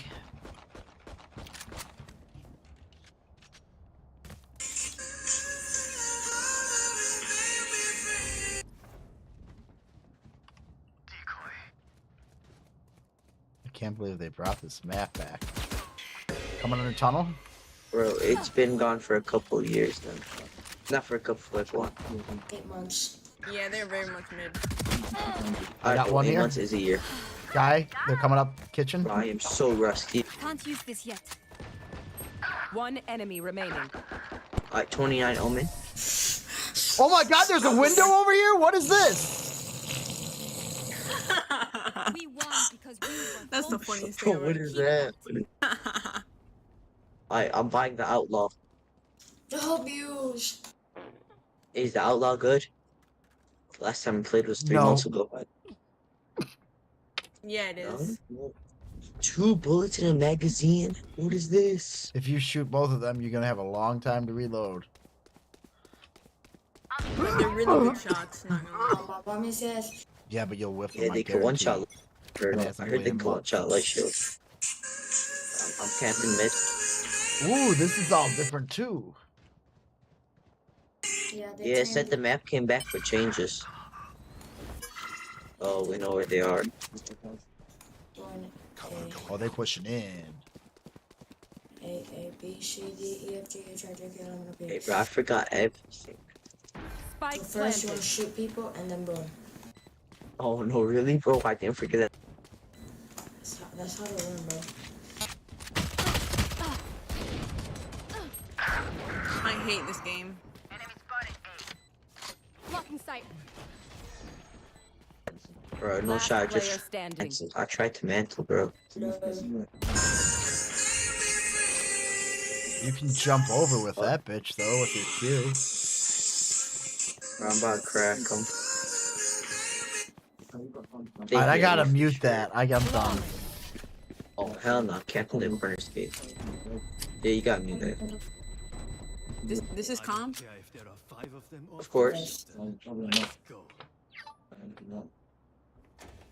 Oh gosh, nice. Alright, guys, we can sell. 2 people A, 2 people B, 1 mid. I'll go mid. Okay, you got that right now? Yep. I'll hold it off. I'll snipe it. Good idea. overcome them.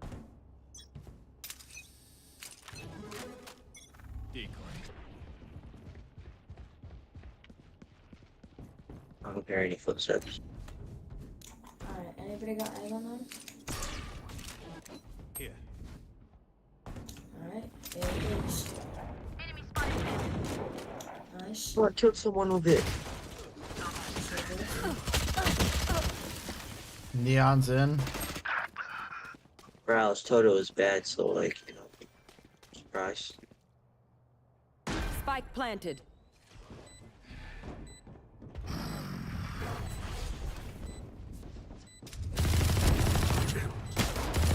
One enemy remaining. Backside. She's got him. He went up the ropes. He went up the ropes. I saw that. Did anyone see that? I saw that. Wasn't it cracked? We all saw that. Now, maybe defuse if you feel Can like someone it. defuse before I lose it? Like, I Defuse, swear to God. defuse. That's actually a good Got this, idea. got this, Raina. Right? My ult went. Did you really expect them to? Alright, oh, the Neon killed himself. We get a pick, we move in. Got it? Alright.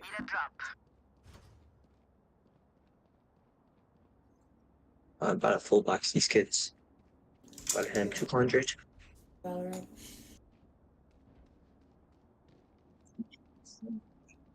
Nah, bro. Look, I'm gonna audit it, right? And then it will be okay.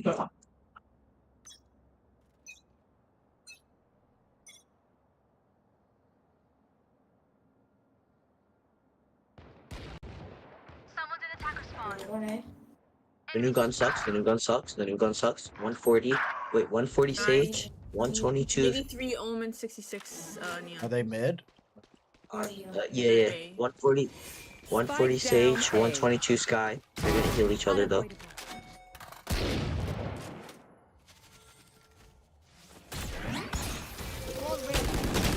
Where's that bitch at?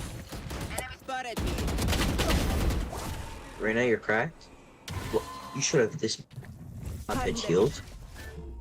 One was up bullet over and your the mag's Sky. wild.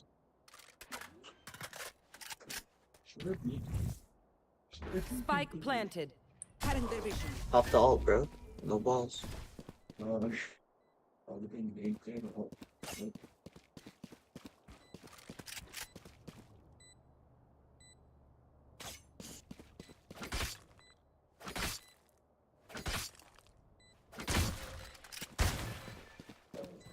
Yeah.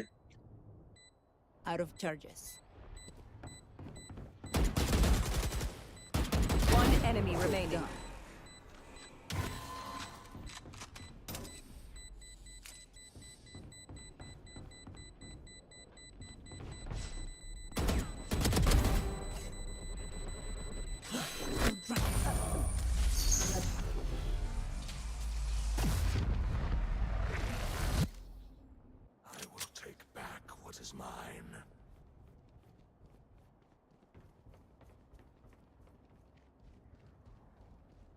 Alright guys, I'm about to full box these kids. And I'm about to, I'm gonna hit the Mongol Classic in 200. Have you been playing Fortnite? Yeah, we just course, bro. finished a big game of Fortnite, bro. Are you being serious? That's something.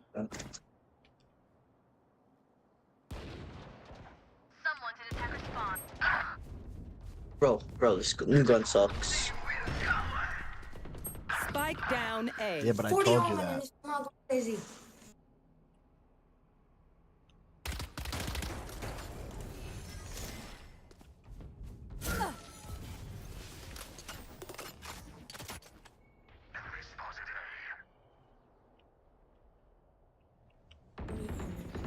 Last player standing. Oh my God. What was that? You got that shape?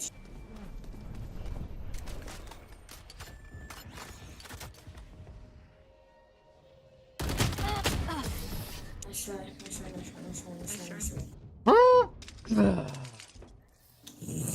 Once more, Sam.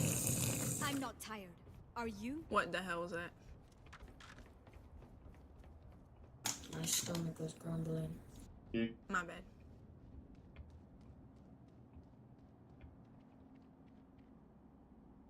Yeah, I think so. Oh, yeah.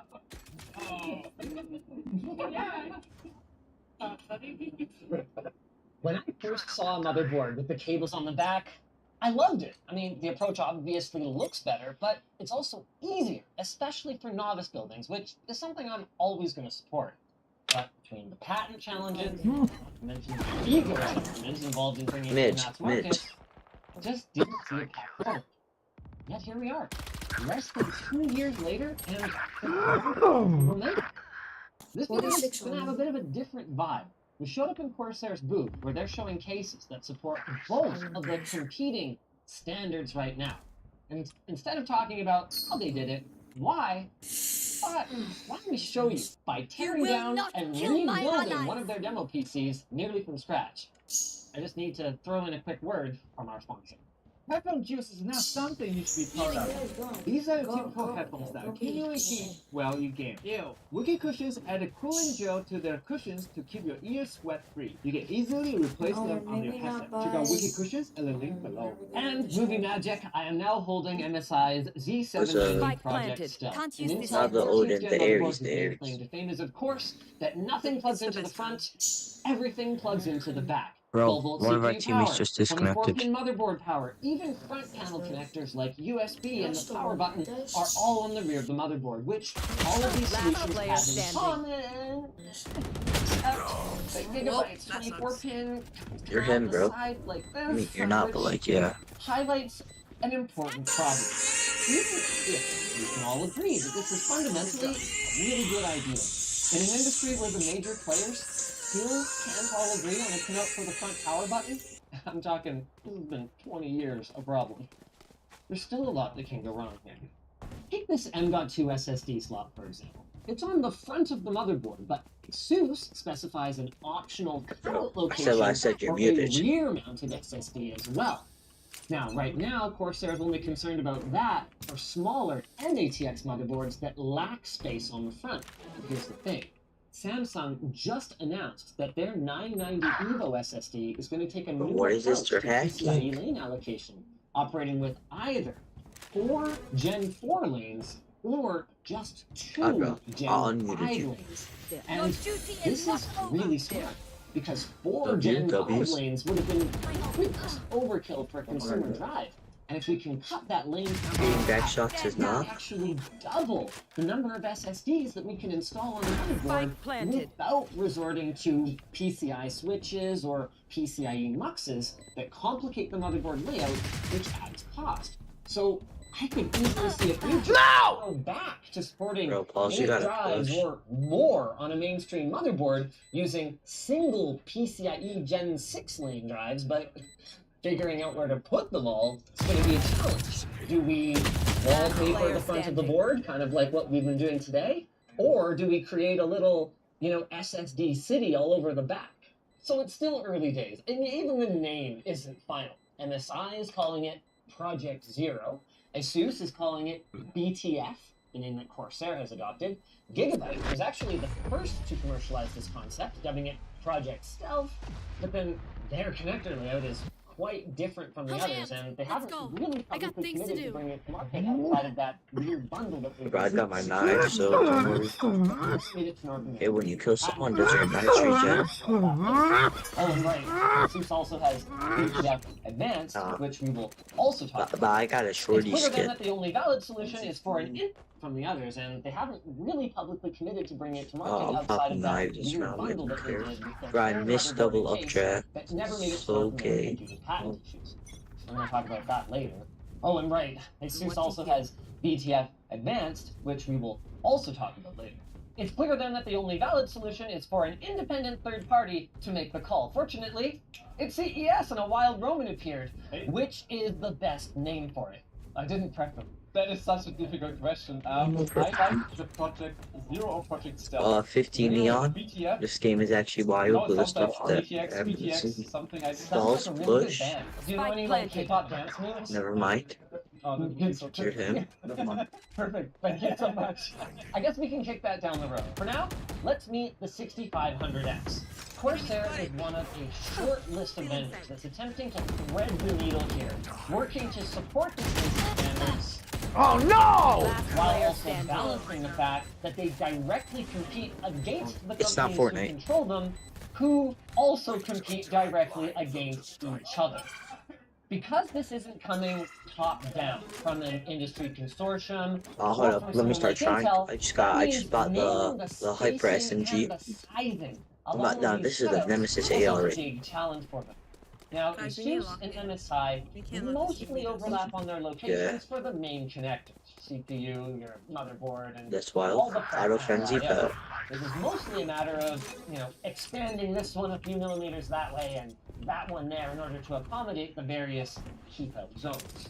That ended up turning the motherboard tray into something more closely resembling Swiss cheese than a computer. And between my experience modifying a case previously to fit one of these boards and the pictures I saw gave me some serious reservations about rigidity, but, I mean, realistically, this is something Corsair has ample experience with. They weren't the first to punch one of these big holes for a CPU cooling on my body. but they changed the game back in the day with all the cable management holes that they made in the Obsidian 800D, and in person, it's not that bad.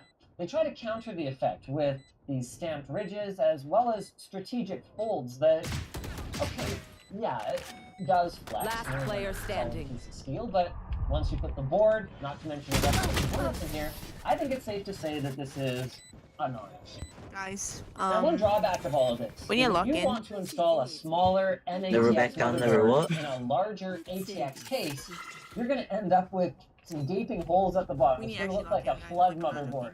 Alright, bro, I'm about to clip. I heard you say never, I told Corsair, hey, you Bro, could I'm probably still solve unranked. that if you included a Last little time I played the game, I magnetic was like plastic bronze cover 3. for those holes, but their ears didn't really perk up until David suggested that they make it RGB. Oh, wait. And then What tied rank is into this? the What lobbies are Corsair Link RGB wiring ecosystem. We've talked about that before, Hell by the no, way. bro. I got It's rust. not new for the show here. fell It's off. legitimately really cool, and we're using it right now to install this radiator and their new daisy-chainable RGB fans, which are cheaper than their old daisy-chainable fans, which is good. Still pretty pricey, though. On the subject of nice-to-have features that enhance ease of use, I mentioned that No, DTF just is need a easier full to box build, on but the honor is I wild. should probably clarify that. The reality is an experienced builder can put a basic system together in anywhere Someone from spectate me. 10 to 20. So we're not going to be improving on that much, if at all. Where we're going to get a benefit is for the Bro, novice who folks. walks? It's You're managing 2023. this 24-pin Python. No problem. If you forgot to plug in your EPS connector, I but you already stop. installed your cooling, no problem. Got one. Last player standing. After you put in a GPU, no problem. So this isn't for the folks who already have an LPT screwdriver. They can build a GPU in their sleep. It's kind of like Corsair's RMX chip power supplies that have the connectors on the side. It's to cut down on the frustration and the wasted time, not to mention the skinned knuckles that happen if you bung up your order of operations and you forget to plug in one of your modular cables before you screw in your power supply and you end up like digging around in the bottom trying to get it in there. I think the biggest one for me though is forgetting a front panel audio connector or something after you put in the GPU. That is such a pain in the butt. But here, well, it's a mild pain in the butt if you've already got the power supply in, but it's totally doable. For me, these bottom I/O connectors are the biggest one. You get the GPU in there, really trying to get these things plugged in. It does create some new problems, like you've got a bulky this connector, angle. like the USB-C front panel connector. You're not going to be able to have a case that's as slim as we used to have if you want to maintain enough clearance for large tower air Yeah, coolers on the please, other greatly side. appreciate it. But Hey, stop blasting the YouTube shorts, bro. speaking of the GPU, We know DTF damn well your mom did not let you get TikTok, so you just started watching You YouTube don't shorts. need to run your octopus of PCIe cables or your stiff 12-volt high power connector. So, that's a big strike actually against the MSI's proposed 0 cables in one. Last player 93 standing. Sky? Zero, 93 the last Sky. time I checked. But ASUS actually has a proposed solution to this with their BTF advanced concept. They're showing both a motherboard and a GPU that borrow Apple's kind of extended PCIe slots that we first saw on the Mac Pro that can handle both data and copious amounts of power to the motherboard. That concept has some unique challenges even beyond what we've talked about so far. I mean, they'd essentially have to get NVIDIA and AMD on board with a standard that would either completely break backwards compatibility for every existing system, or add extra cost for them to implement both a connector up here and a connector down on the board side, which, not gonna happen. But even if it's just ASUS and it's just a That's it, bro. I'm using the sheriff. If y'all don't know, I used to be, being set aside for the bro. PCIe I used to be diamond with the sheriff, and then I took a break and I fell back down to. You got your obvious brown. benefits to the consumer, no real downside for the manufacturer. So why did this take so long? Well, remember the patent thing I mentioned before? Stages back of B, back a of US back of system A. integrator has been pushing for this concept for over After 10 spawn. years. Why? Well, everything we already talked about also looks better, but also because they patented this I don't see concept them. back in 2011, and what can I say? Companies like getting royalty money for their patents. I've got your So if you track. were wondering before, Spike down, defender spawn. why are those DIY 8 boards that you guys checked out China only? One enemy There's your remaining. answer. Now, from my understanding, MSI at least has resolved this issue with main gear, meaning there's a solid chance that we're going to see their boards in North America, which is very I'm good. telling y'all, I'm cracked with the sheriff. Someone gets played. Well, they're building motherboards, and the patent doesn't apply to products that accompany the motherboards, just the boards themselves. So, given the alignment with their making PC building easier, Bro, I used to be. they immediately went, Bro, well, not our idea, and it's Who honestly cares? not fully Bro, I fleshed used to out, be but we wanna Unreal be with there for the market. sheriff. So, Yeah. while in a way, this is kind of like building a draft standard Wi-Fi router and then just kind of Unreal is hoping wild. that the industry standardizes around your best guesses in the long term. The benefit of this jump-in approach is that you get to enjoy the advantages today, however small the ecosystem might be, and in this case, Corsair isn't giving up anything other than a little bit of motherboard trade. You will still be able to use this case to upgrade your build in the future using a conventional motherboard if the board selection never really grows beyond the couple that exists today. Could be some messiness in the future, where one Corsair BTF case and another one are slightly different as the standards evolve, but they are hoping that they have aired enough on the side of more holes, bigger holes, I'm thinking. that it's not going to be a major issue. Speaking of this case, the 6500X, you guys just saw me building it, Hell and no. it's got some cool features outside of the whole BTF thing. Oh yeah, hey guys. And I really like I'm that. gonna use the bathroom. Exterior Actually, panels can be subbed out. yeah, with we know you aluminum suck at. and wood. And they've also got another Come on stage, you micro got the ATX stage. BTF case, the 2500X, that now supports a 360mm rack enemy rather than remaining. just 280 mils like the over 280 crystal. And both of these Nice are try, launching nice February try. 27th, with the only thing left being to launch into this segue for our sponsor. Are you Drop house that cushions battle powered by boss. tiny feet? Stop steaming your ears like your broccoli. Wicked cushions offer all sold out cushion. This is the Lee 011 Dynamic, specifically the Evo, probably one of the most popular Alright, bro, 011 smoking cases that have fast, boy. ever existed.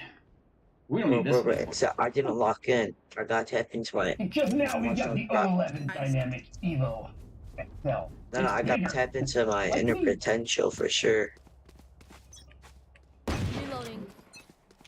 Now, realistically, I could just say, hey guys, it's an Evo, but it's bigger, and that'd be the end of the video. But this is Lee, so you know they probably made some changes other than that. But Don't to see anyone really there. understand how different it is, or what it's like to There build is in, we have to build in it.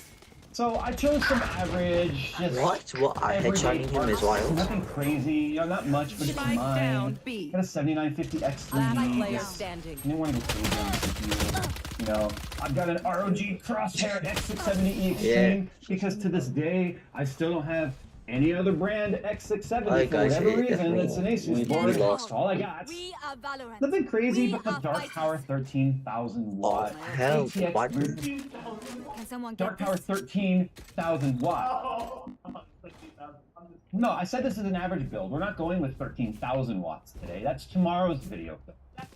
Anyway, it's an ATX 3.0 power supply, so it'll plug into our not much, but it'll do RTX 4090 Founders Edition graphics card. But of course, it can't be a Lee and Lee video without filling it up with a whole bunch of Lee and Lee Uni fans, as well as their brand new Galahad 2 LCD SL Infinity. You don't mind getting a rich 360 guy to carry you in AIO. customs?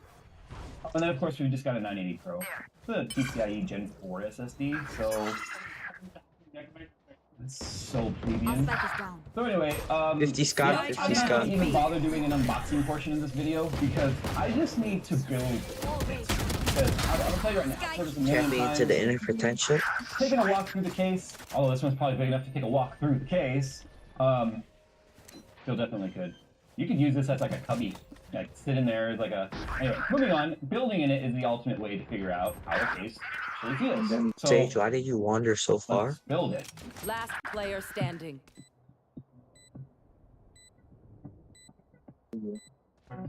Run, bro. Stay there, stay there, stay there.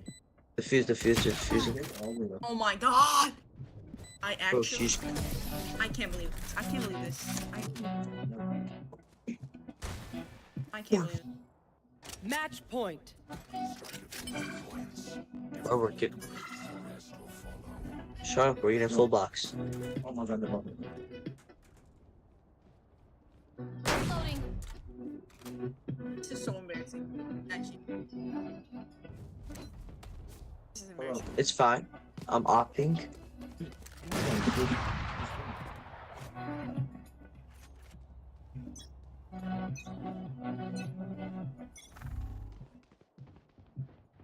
Stealing sight. Enemy spotted me. My ultimate is ready.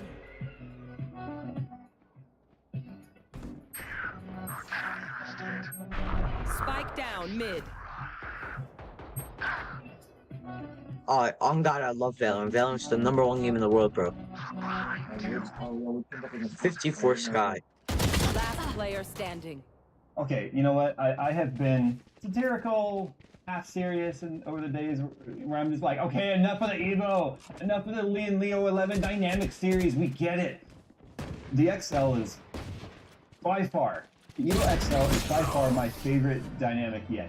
Defenders win. It's not I just love niggers. scaled up in a few different dimensions, giving you a lot of room. As you can see, we have 3 of the reverse blade. Let me get the box here. So these are the reverse blade Unifan Infinity Mirror. These look like as they're turning, they would be blowing air down. They're not. The pitch of the blades is backwards, so it's pulling air through.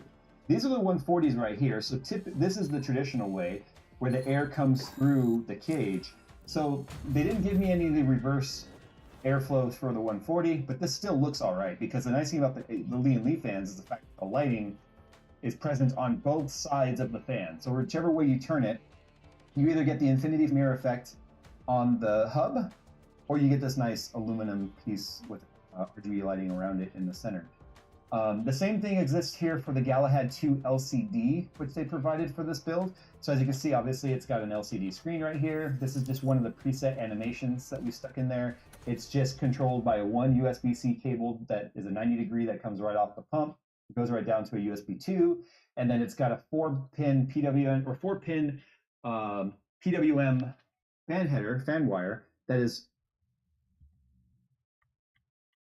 Charging battery.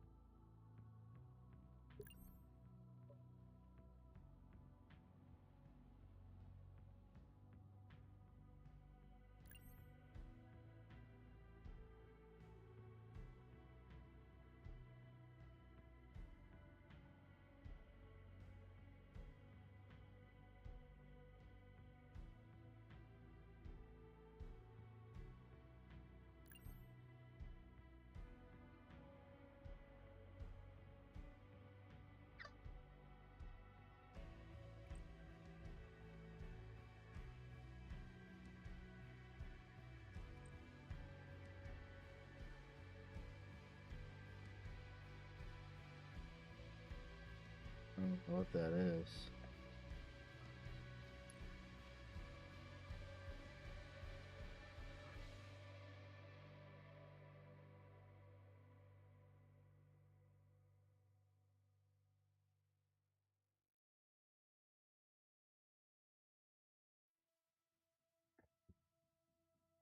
Oh, big team battle. Let's go.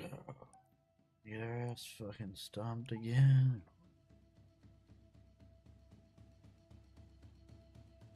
Is hooked up over here to our water pump header on the motherboard, which is controlling the speed of the pump and the power of the pump. So it's very, very simple to control that.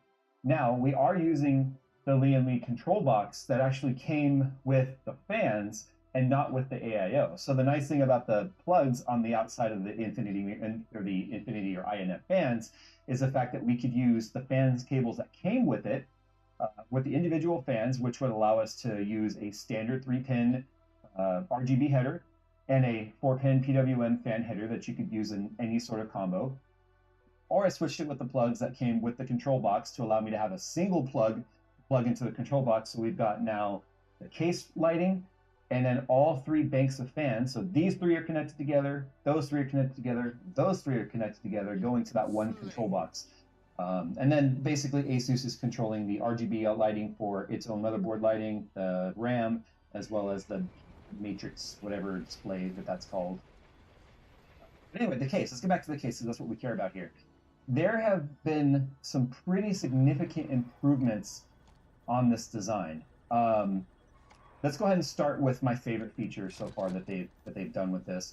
This is this new retention system for your PCI Express device. So you can see this isn't like the typical, you have to loosen this up and slide this out of the way and then do the screws on your PCI covers and then pull those out, screw down your graphics card and slide that down and screw it down again, which just makes it a decorative cover. This is actually the retention system. So if I take the screw off, you'll notice this guy flips open. You can see these as soon as they go under tension. And so that's how the graphics card is mounted. There's no screws actually holding it. So if I flip this a little bit here, you guys can kind of see the insides of black. I know it's hard to see a black case in these videos. I'll try to get some close-ups. But you can see how there's these little nubs that line up with these, and this is rubber, by the way, on this side. Those line up with the nub, so it always gets the device in there nice and square. And then when you screw this down, it just doesn't let it go anywhere. So that's exactly how the graphics card is mounted, and it is really solid. I was worried that was going to have a wobble or something to it. It truly does not. Now you have to screw it down, because if you don't, that's the only thing holding it, under tension. So it could just pop open. As soon as you tighten that down, bam, there you go. Let's see, a couple other things that you can do. There is some adjustability. It's really solid, actually. I was worried that was going to have a wobble or something to it. It truly does not. Now you have to screw it down, because if you don't, that's the only thing holding it, under tension. So it could just pop open. As soon as you tighten that down, bam, there you go.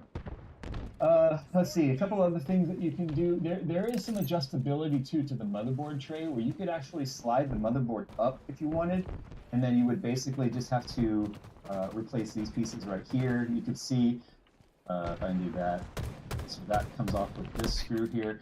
The Evo, when they introduced the Evo a couple years back, the whole premise of it was modular. So things could be adjusted and reverse ordered and flipped and all that. I just left this in its standard config because it's just the way we're used to seeing it. I always have my cases on the right, so it makes sense. And one of the major changes they made is you'll notice there's no side glass on here right now. And the reason is they've redesigned it slightly so that you no longer have to take the top piece off to get the side panels off if you leave the retention screw out. Now that retention screw really is only for transport purposes, and so when the side glass goes on, it's got a little hook that goes over, lines up, and put a screw through there, and then in transit, that glass cannot pop out. That's the little hook I was talking about there, so it's just got a tapered head screw, I think it's a 6/32 screw, that just screws into that.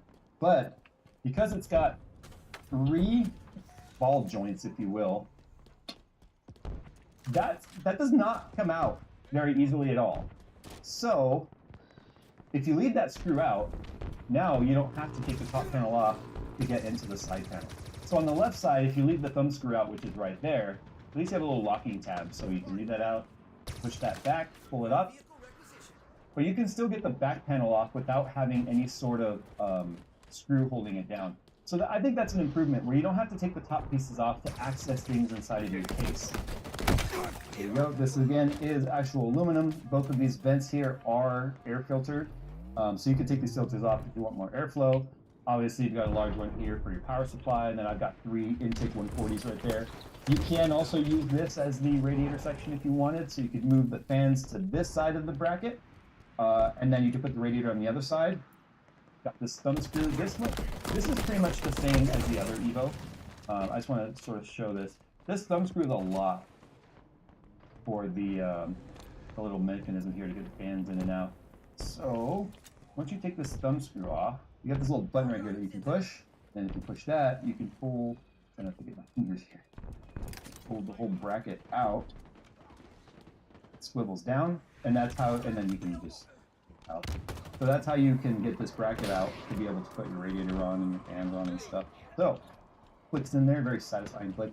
Then the thumb screw, if it's the thumb screws not in there, it's pretty secure. These are just things that I feel like Liam Lee has discovered for some reason. It's important to lock this down maybe when you're not working on it. I don't know what the reason for that would be. It doesn't need to be tight either. It just keep going down.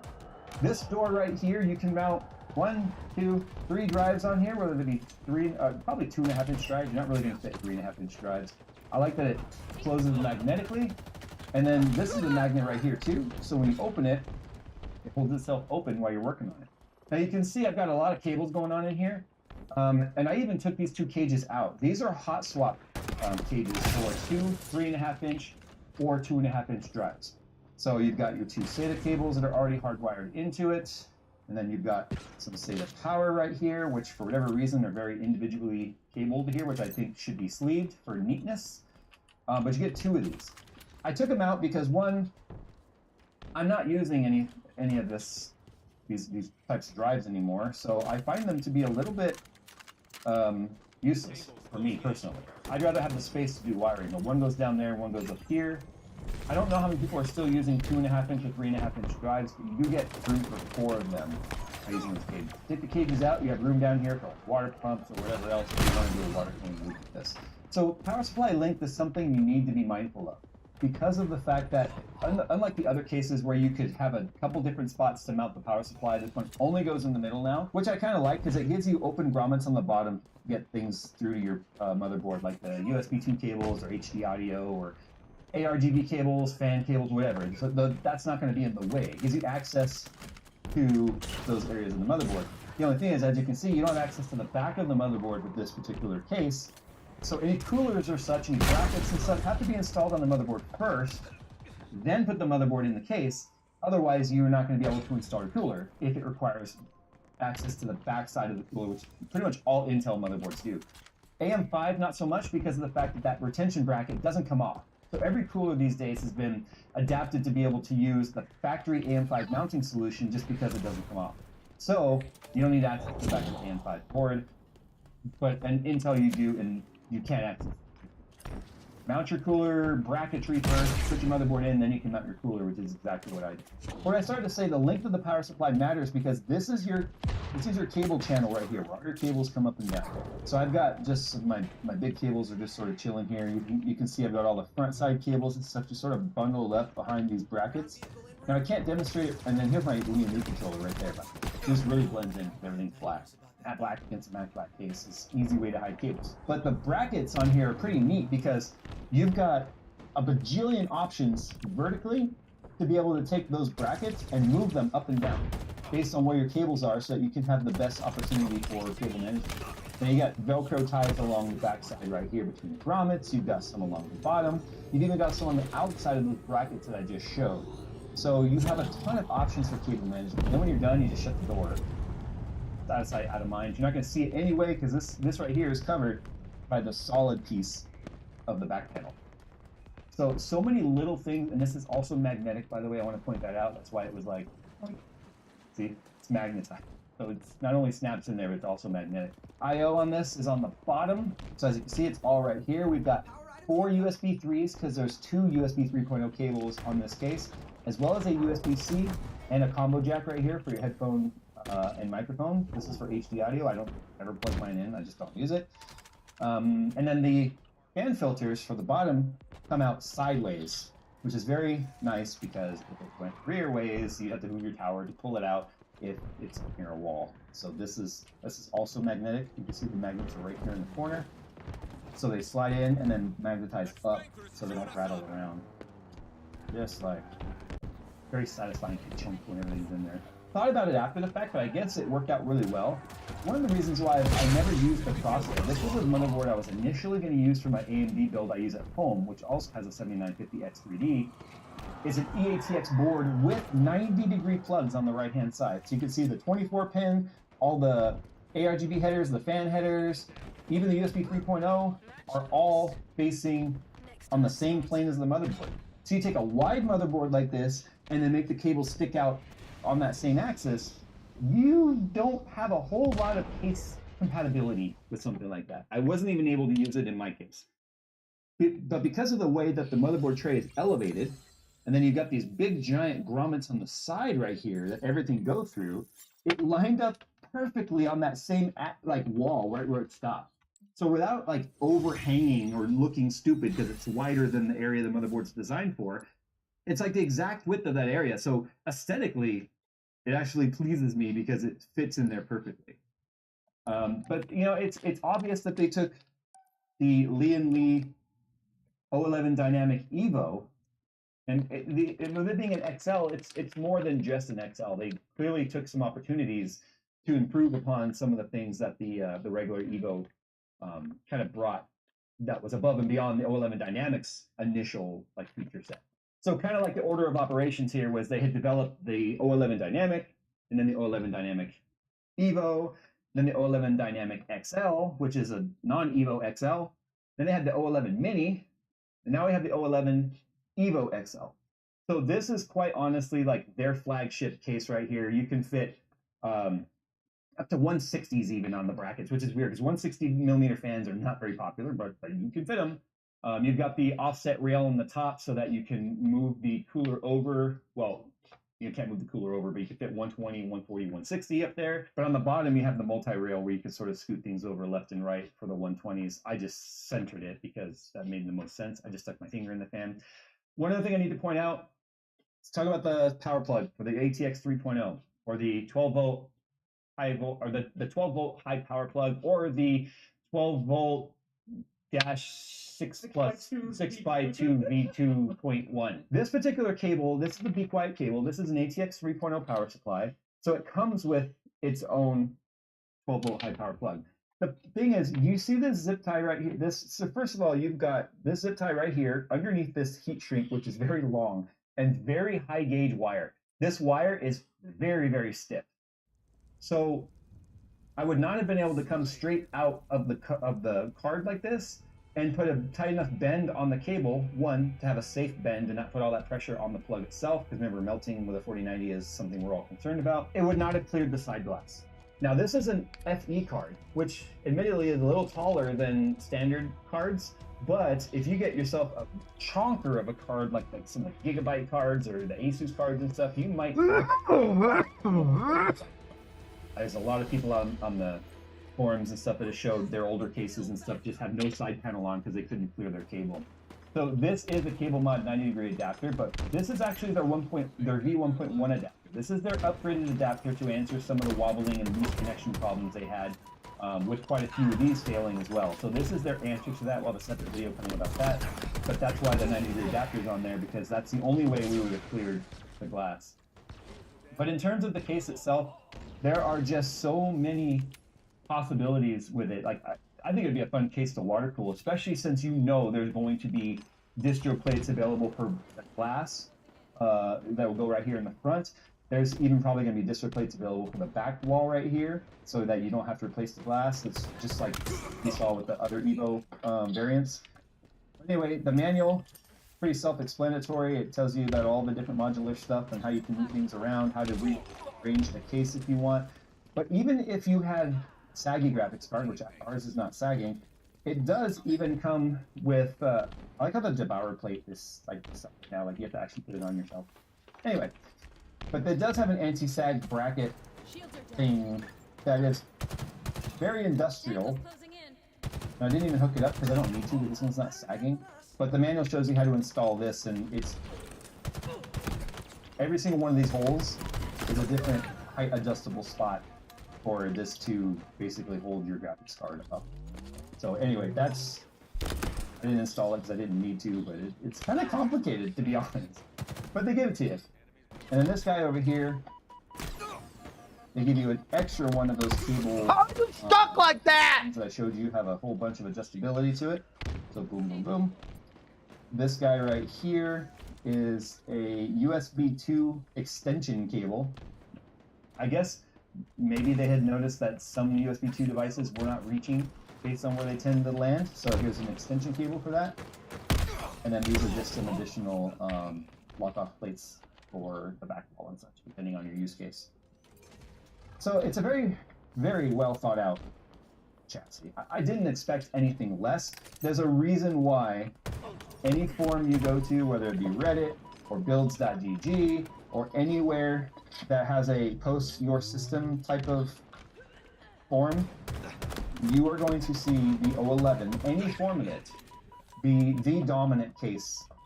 And that's just because of the fact that you get so much case for the money. It's not a budget case, but it is definitely a good feature cost ratio.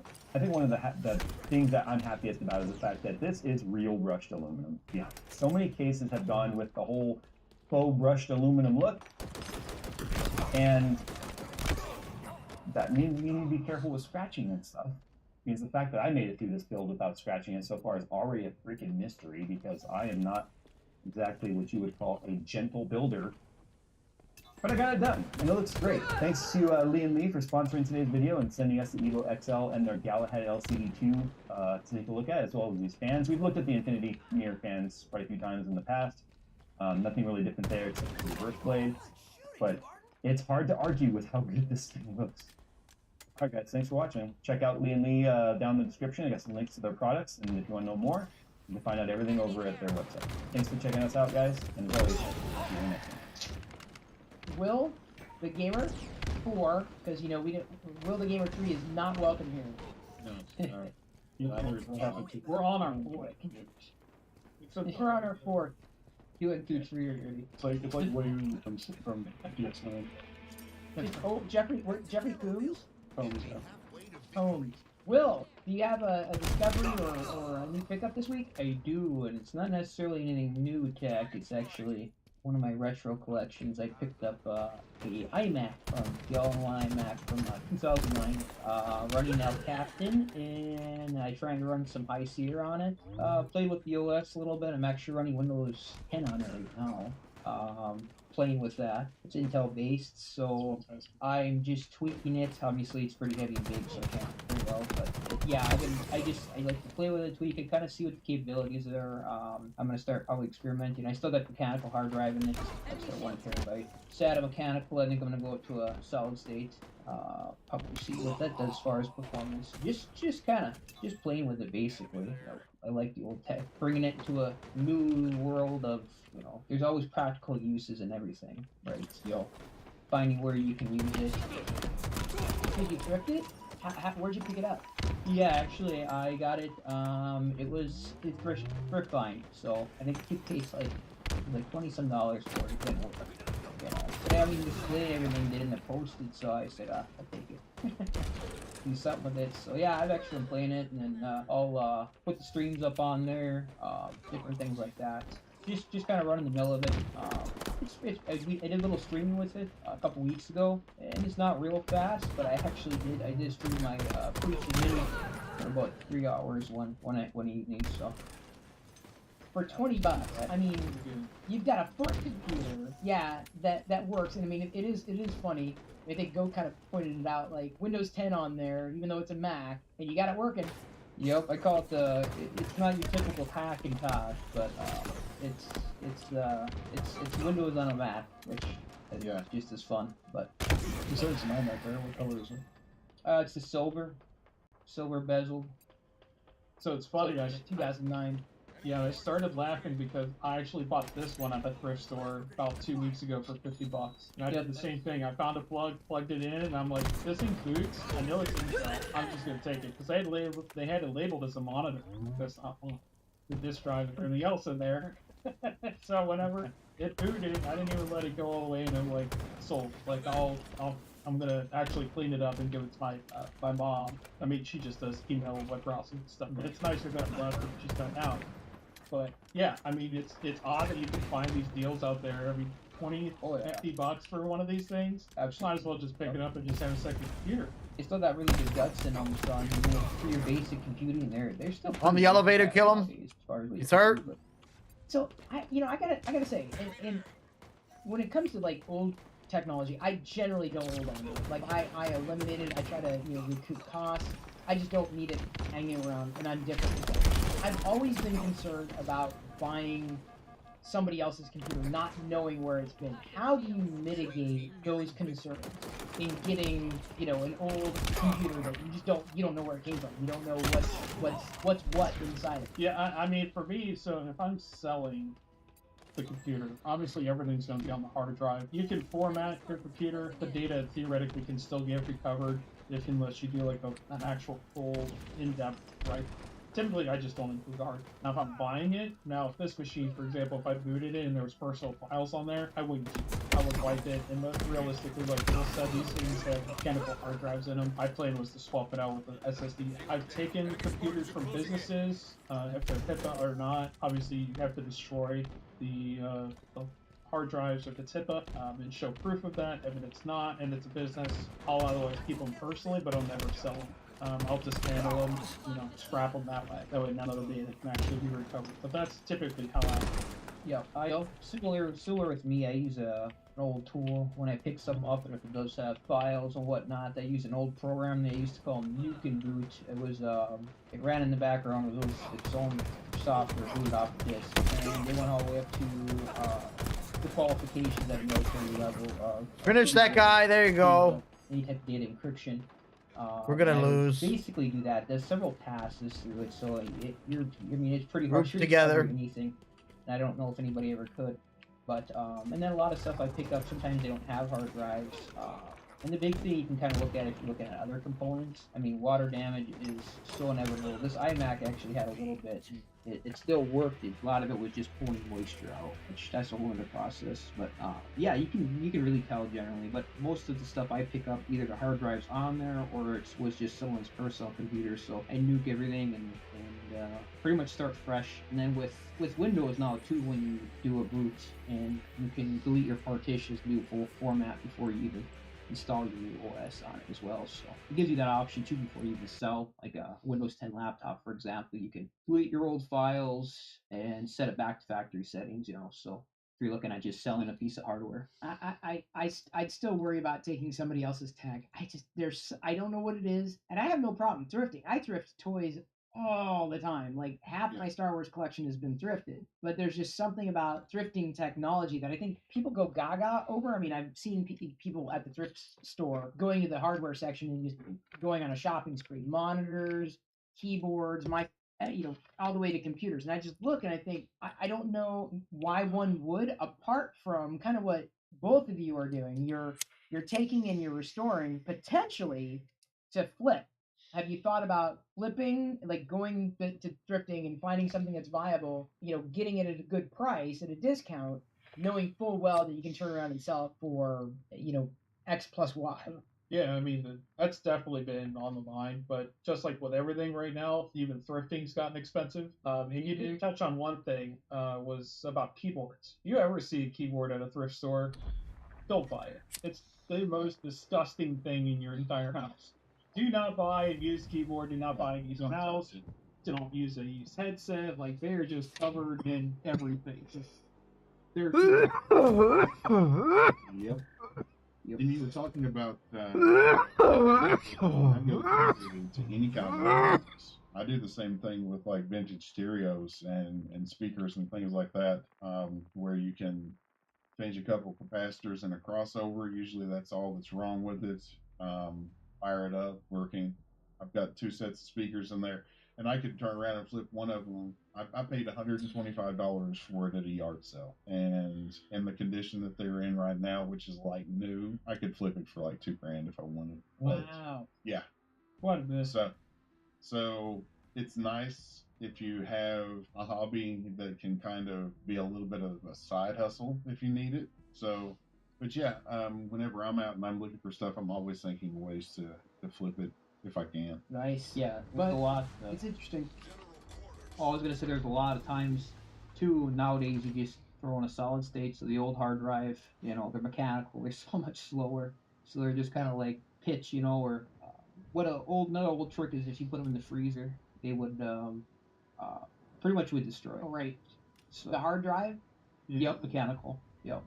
If you have one dime, you can throw it in the freezer, let it get cold, and you might be able to recover. You pull it out, obviously, then hook it up. You might be able to get some of the data back off before it warms up. That was an old trick, yeah. Yep, interesting. I remember that.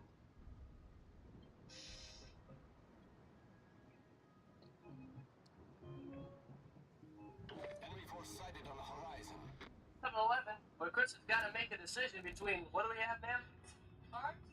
Orange cola. Chris?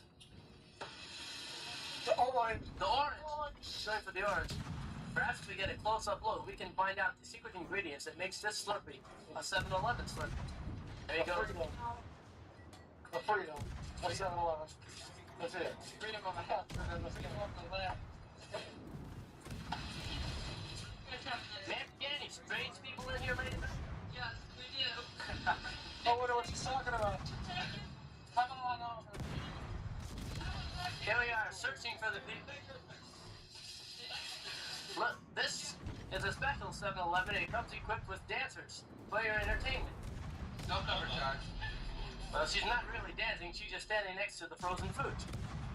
Hi, sir. How are you this evening? Oh, it's not on. Don't worry about it. Can you find this form? Just kidding. Hey, there'll be none of that talk in this store. How you doing tonight, sir? Are you the manager? The night staff sir. Can you explain to us how come the super big gulp is 59 cents while the regular big gulp is 69 cents? So actually you're paying 10 cents for that missing, you know, you pay 10 cents to have less. It's Weight Watchers, right? The 60 cents.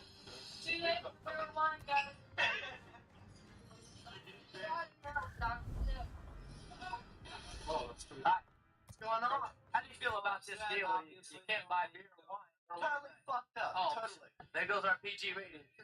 I'm sorry. That's it. Oh, you're on a PG rating? No, that's all right. We'll beep it out. Don't worry. All right. There you go. We'll edit that in. All right. So what are you guys doing tonight? Partying? Yeah, we're filming 7-Elevens. We have nothing better to do. Hi. I'm John. What's your name? My name's Ken. Kent, the film projector guy? Yeah, that's What's me. your name? Chris. The film protector guy.